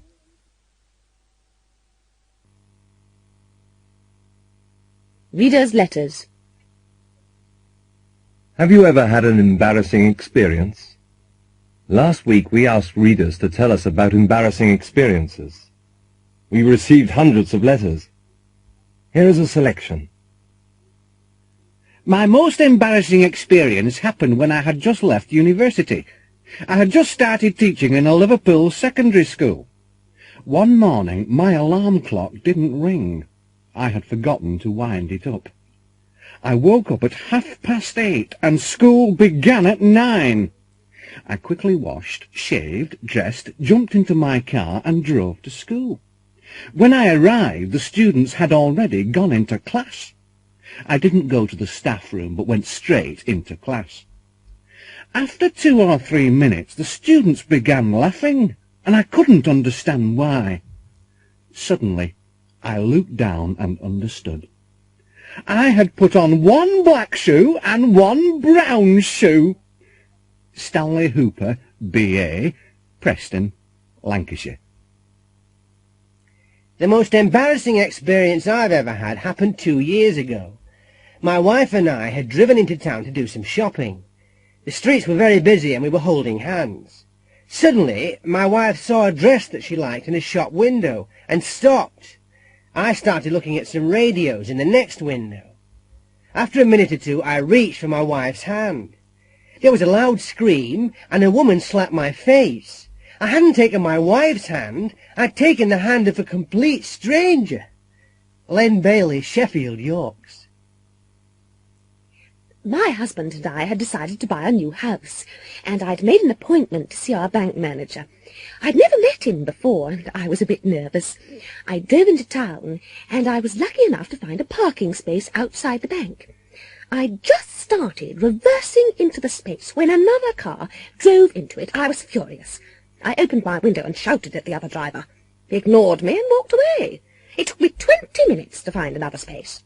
As soon as I'd parked the car, I rushed back to the bank. I was 10 minutes late for my interview. I went to the manager's office, knocked and walked in. The manager was sitting behind his desk. He was the man who had taken my parking space. Kate Kirby, Portsmouth, Hants. Why don't you write and tell us about your most embarrassing experience?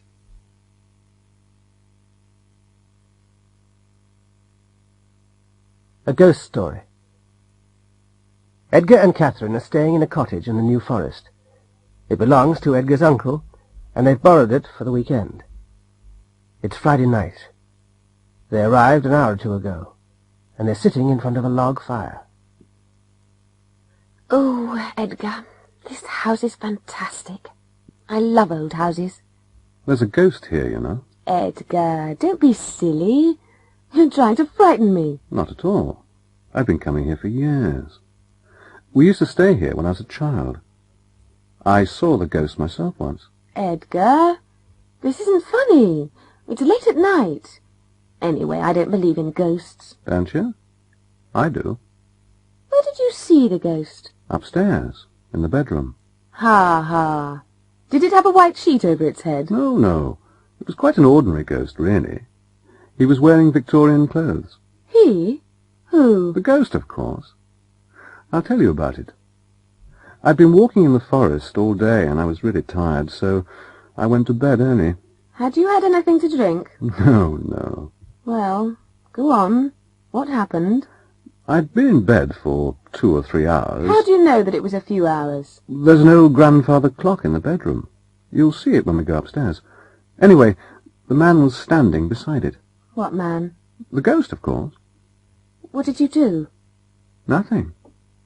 What did he say? Nothing. He just stared at me. How did he get into the room? Had you locked the door? Yes, I had, and the window. It was a cold, foggy night. Was there a fireplace? Yes, but it was too small for a man to get down. Anyway, there'd been a fire. What did you do? I sat up and stared back at him. I was too shocked to move. What happened? What happened? Well, I don't know how long we'd been staring at each other, when suddenly I panicked and shouted. And he disappeared. I don't believe it. I didn't believe it myself at the time, but when I told some people in the village, they believed me. Some of them had seen the ghost themselves. They could even describe him. If you ask them, they'll tell you. Edgar, put some more wood on the fire. I'm going to sleep downstairs tonight.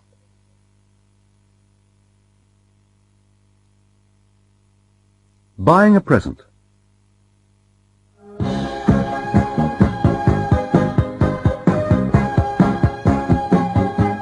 Have you got Disco King, please? Who's it by? Soul Sensation. It's their latest single. It's just entered the charts. It's number 9 this week. Hold on, I'll just look. Here you are. Oh, thanks. And have you got the new LP by the Rats? What?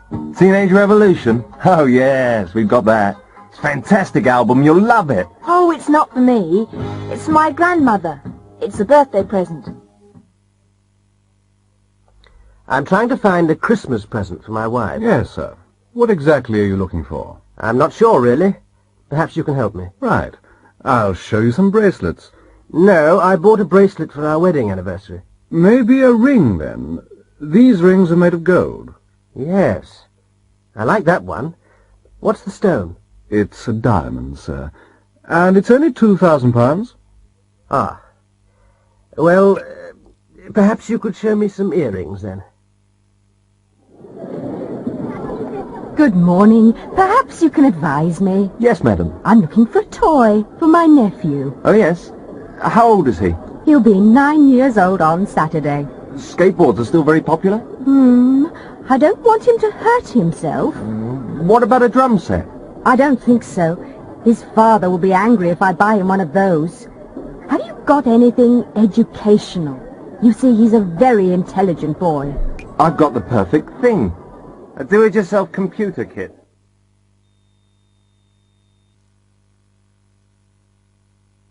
Made in England. I like your radio. Is it new? Yes, I bought it last week. It's a Bisonic. Bisonic? I've never heard of it. Where was it made? I'm not sure. I think it was made in Japan. I'll have a look. No, I'm wrong. It was made in England.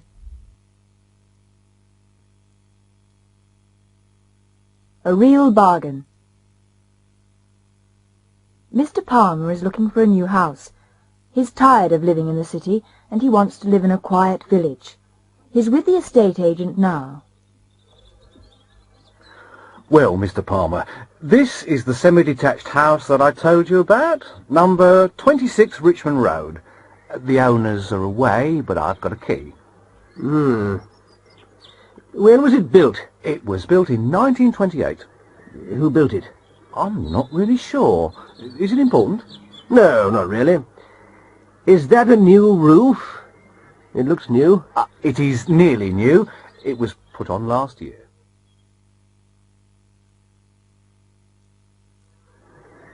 You can see that it's in very good condition. The previous owner was a builder. It's quite an old house. I'm worried about the electrical wiring. Has it been rewired? Yes, it has. Oh. When was it done? 5 years ago. Also, it's been redecorated. Central heating has been put in, and a new garage has been built. Oh, when was that done? Last year, I think.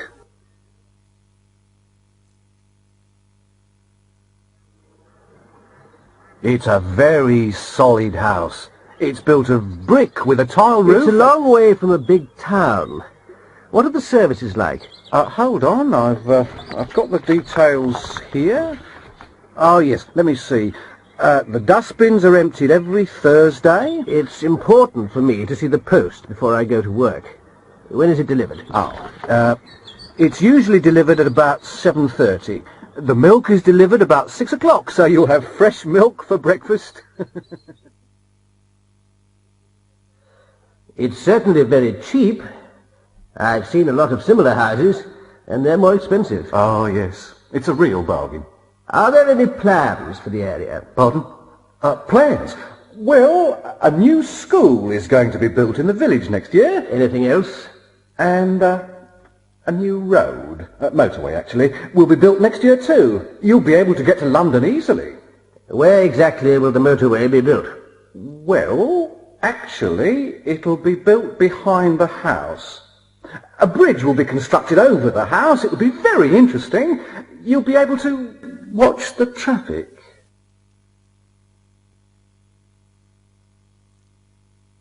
The 8 o'clock news.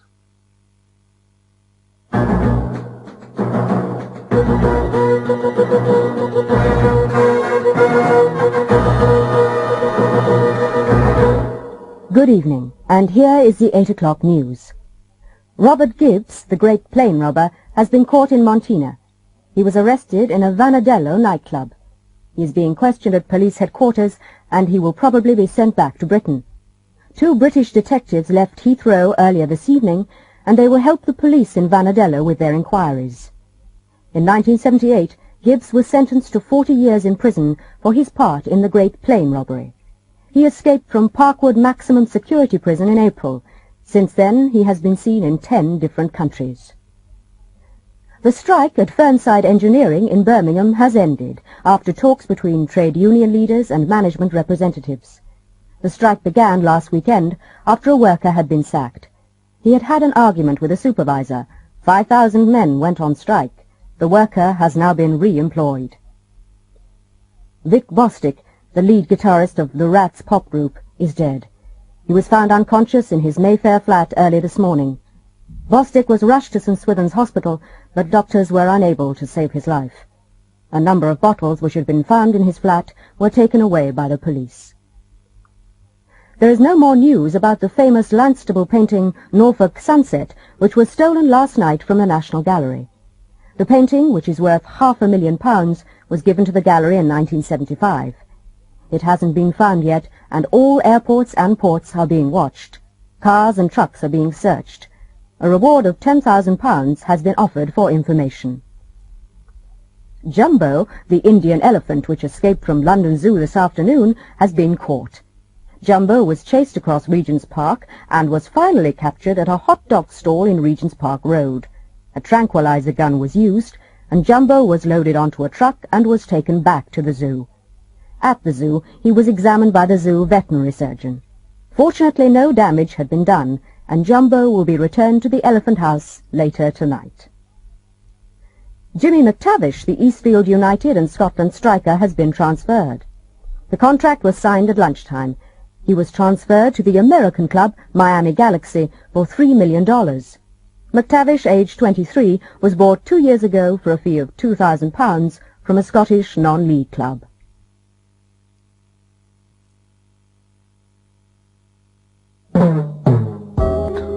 Elvis Presley, story of a superstar. When Elvis Presley died on the 16th of August 1977, radio and television programs all over the world were interrupted to give the news of his death. President Carter was asked to declare a day of national mourning. Carter said, "Elvis Presley changed the face of American popular culture. He was unique and irreplaceable." 80,000 people attended his funeral. The streets were jammed with cars, and Elvis Presley films were shown on television, and his records were played on the radio all day. In the year after his death, 100 million Presley LPs were sold. Elvis Presley was born on January the 8th, 1935, in Tupelo, Mississippi. His twin brother, Jesse Garon, died at birth. His parents were very poor, and Elvis never had music lessons. But he was surrounded by music from an early age. His parents were very religious, and Elvis regularly sang at church services. In 1948, when he was 13, his family moved to Memphis, Tennessee. He left school in 1953 and got a job as a truck driver. In the summer of 1953, Elvis paid $4 and recorded 2 songs for his mother's birthday at Sam Phillips' Sun Record Studio. Sam Phillips heard Elvis and asked him to record That's All Right in July 1954. 20,000 copies were sold, mainly in and around Memphis. He made 5 more records for Sun, and in July 1955 he met Colonel Tom Parker, who became his manager in November. Parker sold Elvis's contract to RCA Records. Sun Records got $35,000, and Elvis got $5,000. With the money, he bought a pink Cadillac for his mother. On January the 10th, 1956, Elvis recorded Heartbreak Hotel, and 1 million copies were sold. In the next 14 months, he made another 14 records, and they were all big hits. In 1956, he also made his first film in Hollywood. In March 1958, Elvis had to join the army. He wanted to be an ordinary soldier. When his hair was cut, thousands of women cried. He spent the next 2 years in Germany, where he met Priscilla Bewley, who became his wife 8 years later on May the 1st, 1967. In 1960, he left the army and went to Hollywood, where he made several films during the next few years. By 1968, many people had become tired of Elvis. He hadn't performed live since 1960, but he recorded a new LP, From Elvis in Memphis, and appeared in a special television program. He became popular again and went to Las Vegas, where he was paid $750,000 for 4 weeks. In 1972, his wife left him, and they were divorced in October 1973. He died from a heart attack. He'd been working too hard and eating and drinking too much for several years. He left all his money to his only daughter, Lisa Marie Presley. She became one of the richest people in the world when she was only 9 years old.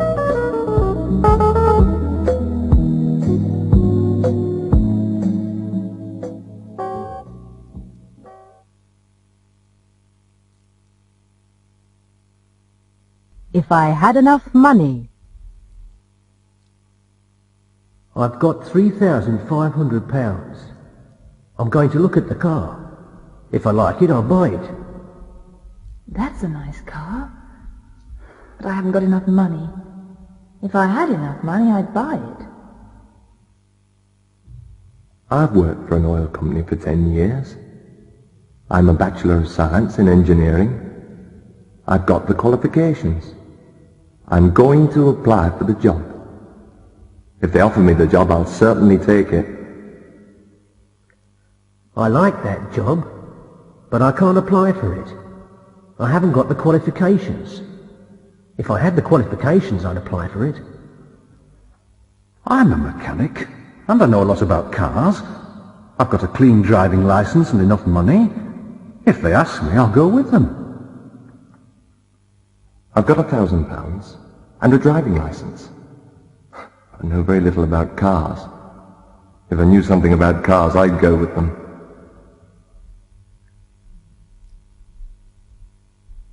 I can speak French and German. I'll apply for the job.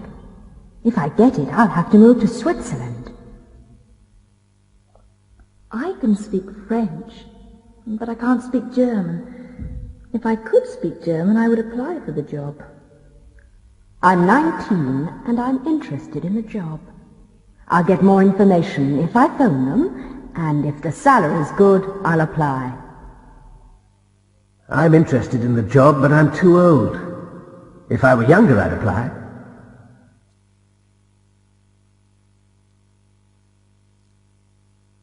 In a restaurant. Good evening, sir. Madam, shall I take your coats? Thank you. Where shall we sit, Barbara? Oh, Would you like to sit over here, sir, near the window? Ah, yes. Could we see the menu? Certainly. Here it is. Do you fancy a starter? I think I'll have the prawn cocktail. I'm very fond of prawns. What about you? I'm not sure. I can't decide. Oh, I'd have the trout if I were you. You always say that you like trout, and you haven't had it for a long time. Are you ready to order yet, sir? Yes. A prawn cocktail for my wife and the trout for me. And the main course, sir? Veal for my wife. I can't decide between the veal and the chicken. What do you recommend? Oh, if I were you, I'd have the veal. It's the speciality of the house. What would you like with the veal? 2 mixed salads, please. Any vegetables, sir? Yes, some cauliflower, some courgette, and some boiled potatoes, please. Anything to follow? Can we order that later? Oh, of course, sir. Would you like to see the wine list? Yes. We'd like a bottle of dry white wine. May I suggest something? Of course. Why don't you try a bottle of English wine? English wine? Yes, it isn't very well known, but it's being produced in the south of England now. You'll be surprised. It's very good.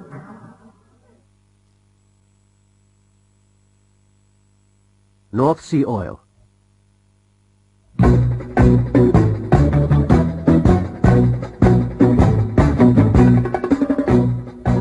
Good evening. This is London Radio. Welcome to Man in the Street.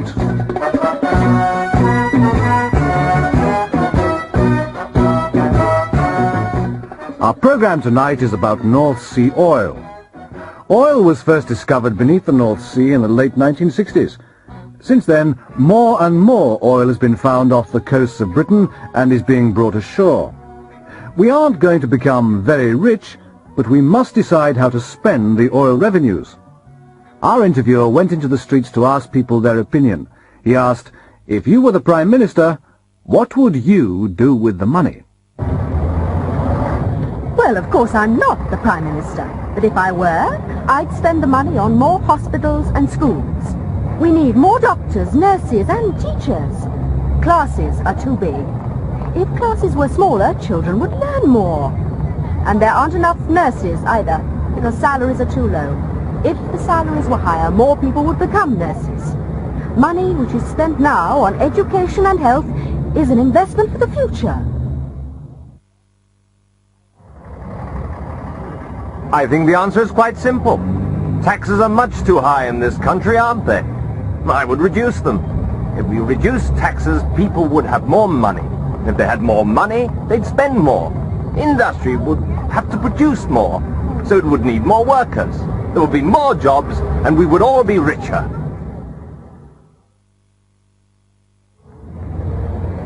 I'm very worried about inflation. I'd try to control prices. If I were the Prime Minister, I'd reduce the price of gas, coal and electricity. If we did that, everybody would benefit, wouldn't they? Food is much too expensive. I'd encourage the farmers to produce more food more cheaply. However, there are some things that I certainly wouldn't do. I certainly wouldn't build more roads, and I wouldn't spend money on guns and tanks and warplanes.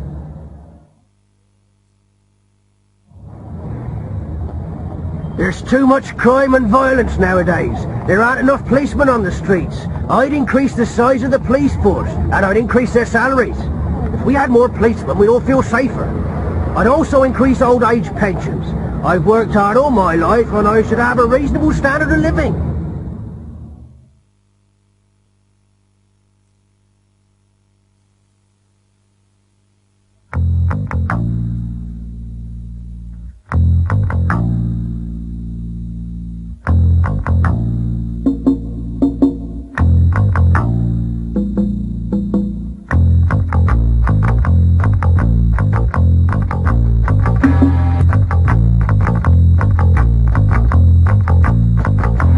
Mad killer strikes again.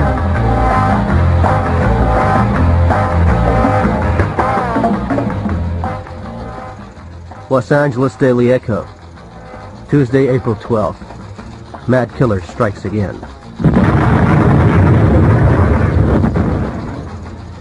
Central Los Angeles was rocked by another car bomb explosion last night.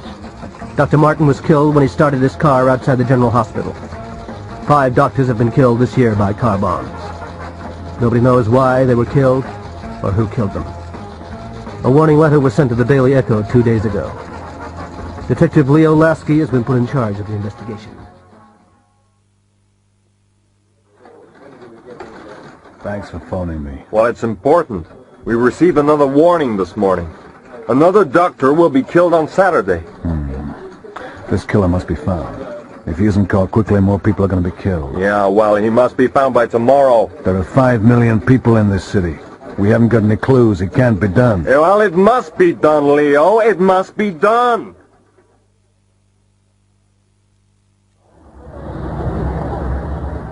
Places that have explosives must be checked, and quickly. It's being done, Leo. I gave instructions this morning. I want you to help me, Doctor. Help you? Of course I'll help you. I may be killed next. Well, Lasky, you've had a warning. You should catch the madman this time. We had a warning last time, Doc, but he couldn't be found in time. This killer hates doctors. Why? Well, maybe a relative or friend died at the hospital. Can I see your records from 4 months ago? The murder started then.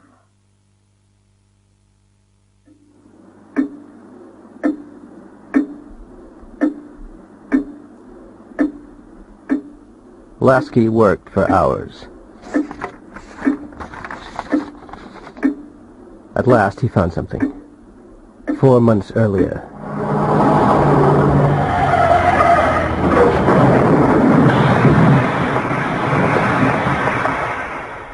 There had been a car crash. A man and his wife were taken to the hospital. The wife died in the operating theater. The husband threatened revenge. He blamed the doctors. Detectives went to the man's house, but he had moved away. His photograph was shown on television. At 2 o'clock on Saturday afternoon,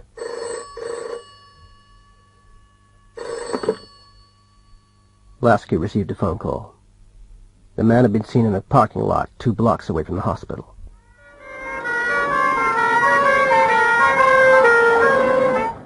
Police cars raced to the scene. When the police arrived, they saw the man. He was lying underneath a car. He jumped up and started to run, but there were police everywhere. He jumped into the car. And there was a terrible explosion. He had killed himself with his own bomb.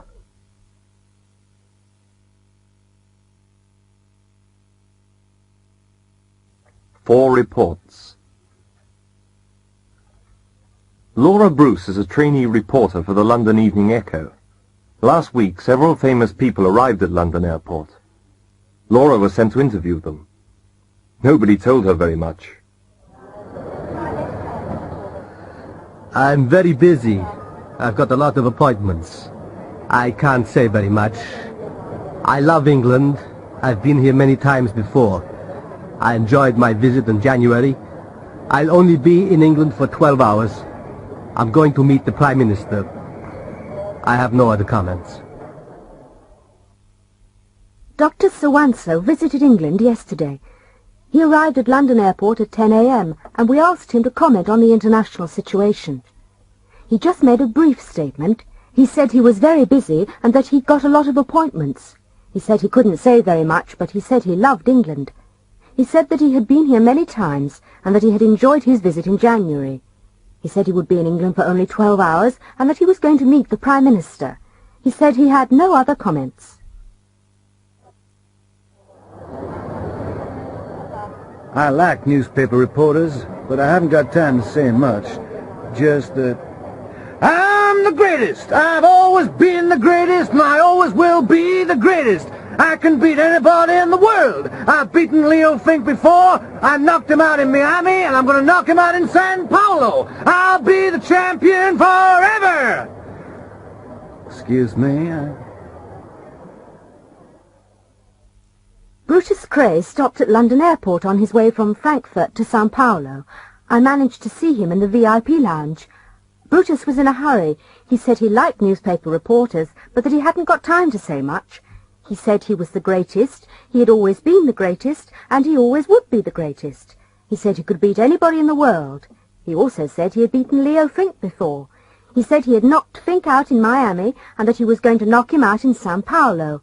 He also said he would be the champion forever. Examination day. Hey, Maria! Have you finished your exam? Yes, I have. Was it difficult? Well, it was quite hard. Did you pass? I don't know. She didn't tell me. What questions did she ask? First, she asked me what my name was. Oh, that was easy, wasn't it? Then she asked me where I came from and how long I'd been studying at the school. And what else did she ask? She asked when I had begun studying English, and she asked how I would use English in the future. Go on. Then she asked me if I liked the school and if I lived with my parents. Anything else? Oh, Victor, I'm trying to remember. Oh, yes. She asked if I spoke any other languages. Is that all? Oh, there were a lot of other questions. She asked me what my hobbies were, and she asked me to tell her about them. Then she gave me a picture and asked me to describe it. Oh, and then I was asked to read a passage. What did she say at the end? She asked me to tell you to go in, immediately. But you said... Good afternoon. Good afternoon, madam. I'm interested in the holiday in St. Cuthbert. Ah, yes, the Caribbean. I can recommend it highly. Can you tell me a little bit more about it? Of course, madam. It's an excellent package holiday. You'll travel on a scheduled flight. You'll be met at the airport and taken to your hotel. You won't have to pay airport taxes. They're included in the price. The hotel is very near the beach, and it's got a swimming pool and a discotheque. It's a very modern hotel. It was built last year. The restaurant's superb, and drinks are very cheap in St. Cuthbert. Oh, and you can walk to the sea in 2 minutes. Sounds good. I'd like to make a reservation. One moment, madam, and I'll get you a booking form. Marion paid a deposit and booked the holiday. 2 months later she was in St. Cuthbert. But she was disappointed. When she returned to England, she went to see the travel agent. Ah, it's Miss Ward. Did you have a good holiday? No, I certainly did not have a good holiday. Oh, I'm very sorry to hear that. What was wrong? Well, when I arrived in St. Cuthbert, I had to spend 4 hours at the airport. You said that we would be met, and we weren't. You also said that we would be taken to the hotel. We weren't, and the taxi cost about £12. You told me that airport taxis were included. In fact, I had to pay £10. Oh, dear. You had a very bad start. But the hotel was nice, wasn't it? No, it was not. You said it was very modern. You were quite right. They hadn't finished building it. We couldn't sleep because the workmen were working all night. On our balcony. You said it had got a swimming pool. It had, but it was empty. And the restaurant. The restaurant served fish every night. Oh, dear. You said that the hotel was near the beach and that we could walk to the sea in 2 minutes. Couldn't you? Oh, yes, we could. But there was an oil refinery between the hotel and the beach, and it took half an hour to walk round it. Oh, I'm really terribly sorry. We really didn't know. I'm afraid we're unable to give you a refund, but we can give you a 10% discount on next year's holiday. Next year? Next year I'm staying in England. Having things done.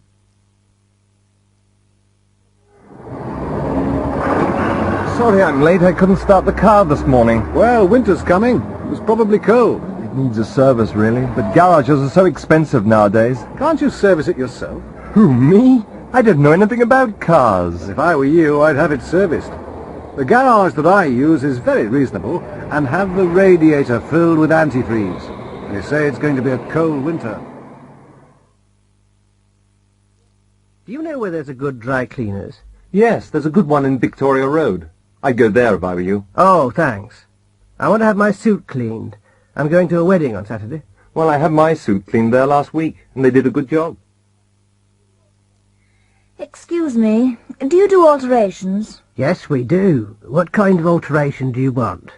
I'd like to have this skirt lengthened. It's too short for me. That's fine. It'll take about a fortnight. And at the same time, I want to have this dress shortened. It's a bit too long. Good. Would you mind just putting the skirt on first? There's a changing room over there. Hello. Can I make an appointment to see the optician? Yes. Would next Friday be convenient, at 3 o'clock? Oh, yes. I want to have my eyes tested. I think I need some new glasses. Goodbye. Goodbye. Oh, be careful. That isn't a door, it's a window. Oh, yes. Sorry. The appointment. Once upon a time, there was a rich caliph in Baghdad. He was very famous because he was wise and kind. One morning he sent his servant, Abdul, to the market to buy some fruit. As Abdul was walking through the market, he suddenly felt very cold. He knew that somebody was behind him. He turned round and saw a tall man, dressed in black. He couldn't see the man's face, only his eyes. The man was staring at him, and Abdul began to shiver. "Who are you? What do you want?" Abdul asked. The man in black didn't reply. "What's your name?" Abdul asked nervously. "I am Death," the stranger replied coldly, and turned away. Abdul dropped his basket and ran all the way back to the caliph's house. He rushed into the caliph's room. "Excuse me, master, I have to leave Baghdad immediately," Abdul said. "But why? What's happened?" the caliph asked. "I've just met Death in the market," Abdul replied. "Are you certain?" said the caliph. "Yes, I'm certain. He was dressed in black, and he stared at me. I'm going to my father's house in Samara. If I go at once, I'll be there before sunset." The caliph could see that Abdul was terrified, and gave him permission to go to Samara. The caliph was puzzled. He was fond of Abdul, and he was angry because Abdul had been badly frightened by the stranger in the market. He decided to go to the market and investigate. When he found the man in black, he spoke to him angrily. "Why did you frighten my servant?" "Who is your servant?" the stranger replied. "His name is Abdul," answered the caliph. "I didn't want to frighten him. I was just surprised to see him in Baghdad." "Why were you surprised?" the caliph asked. "I was surprised because I've got an appointment with him. Tonight. In Samara."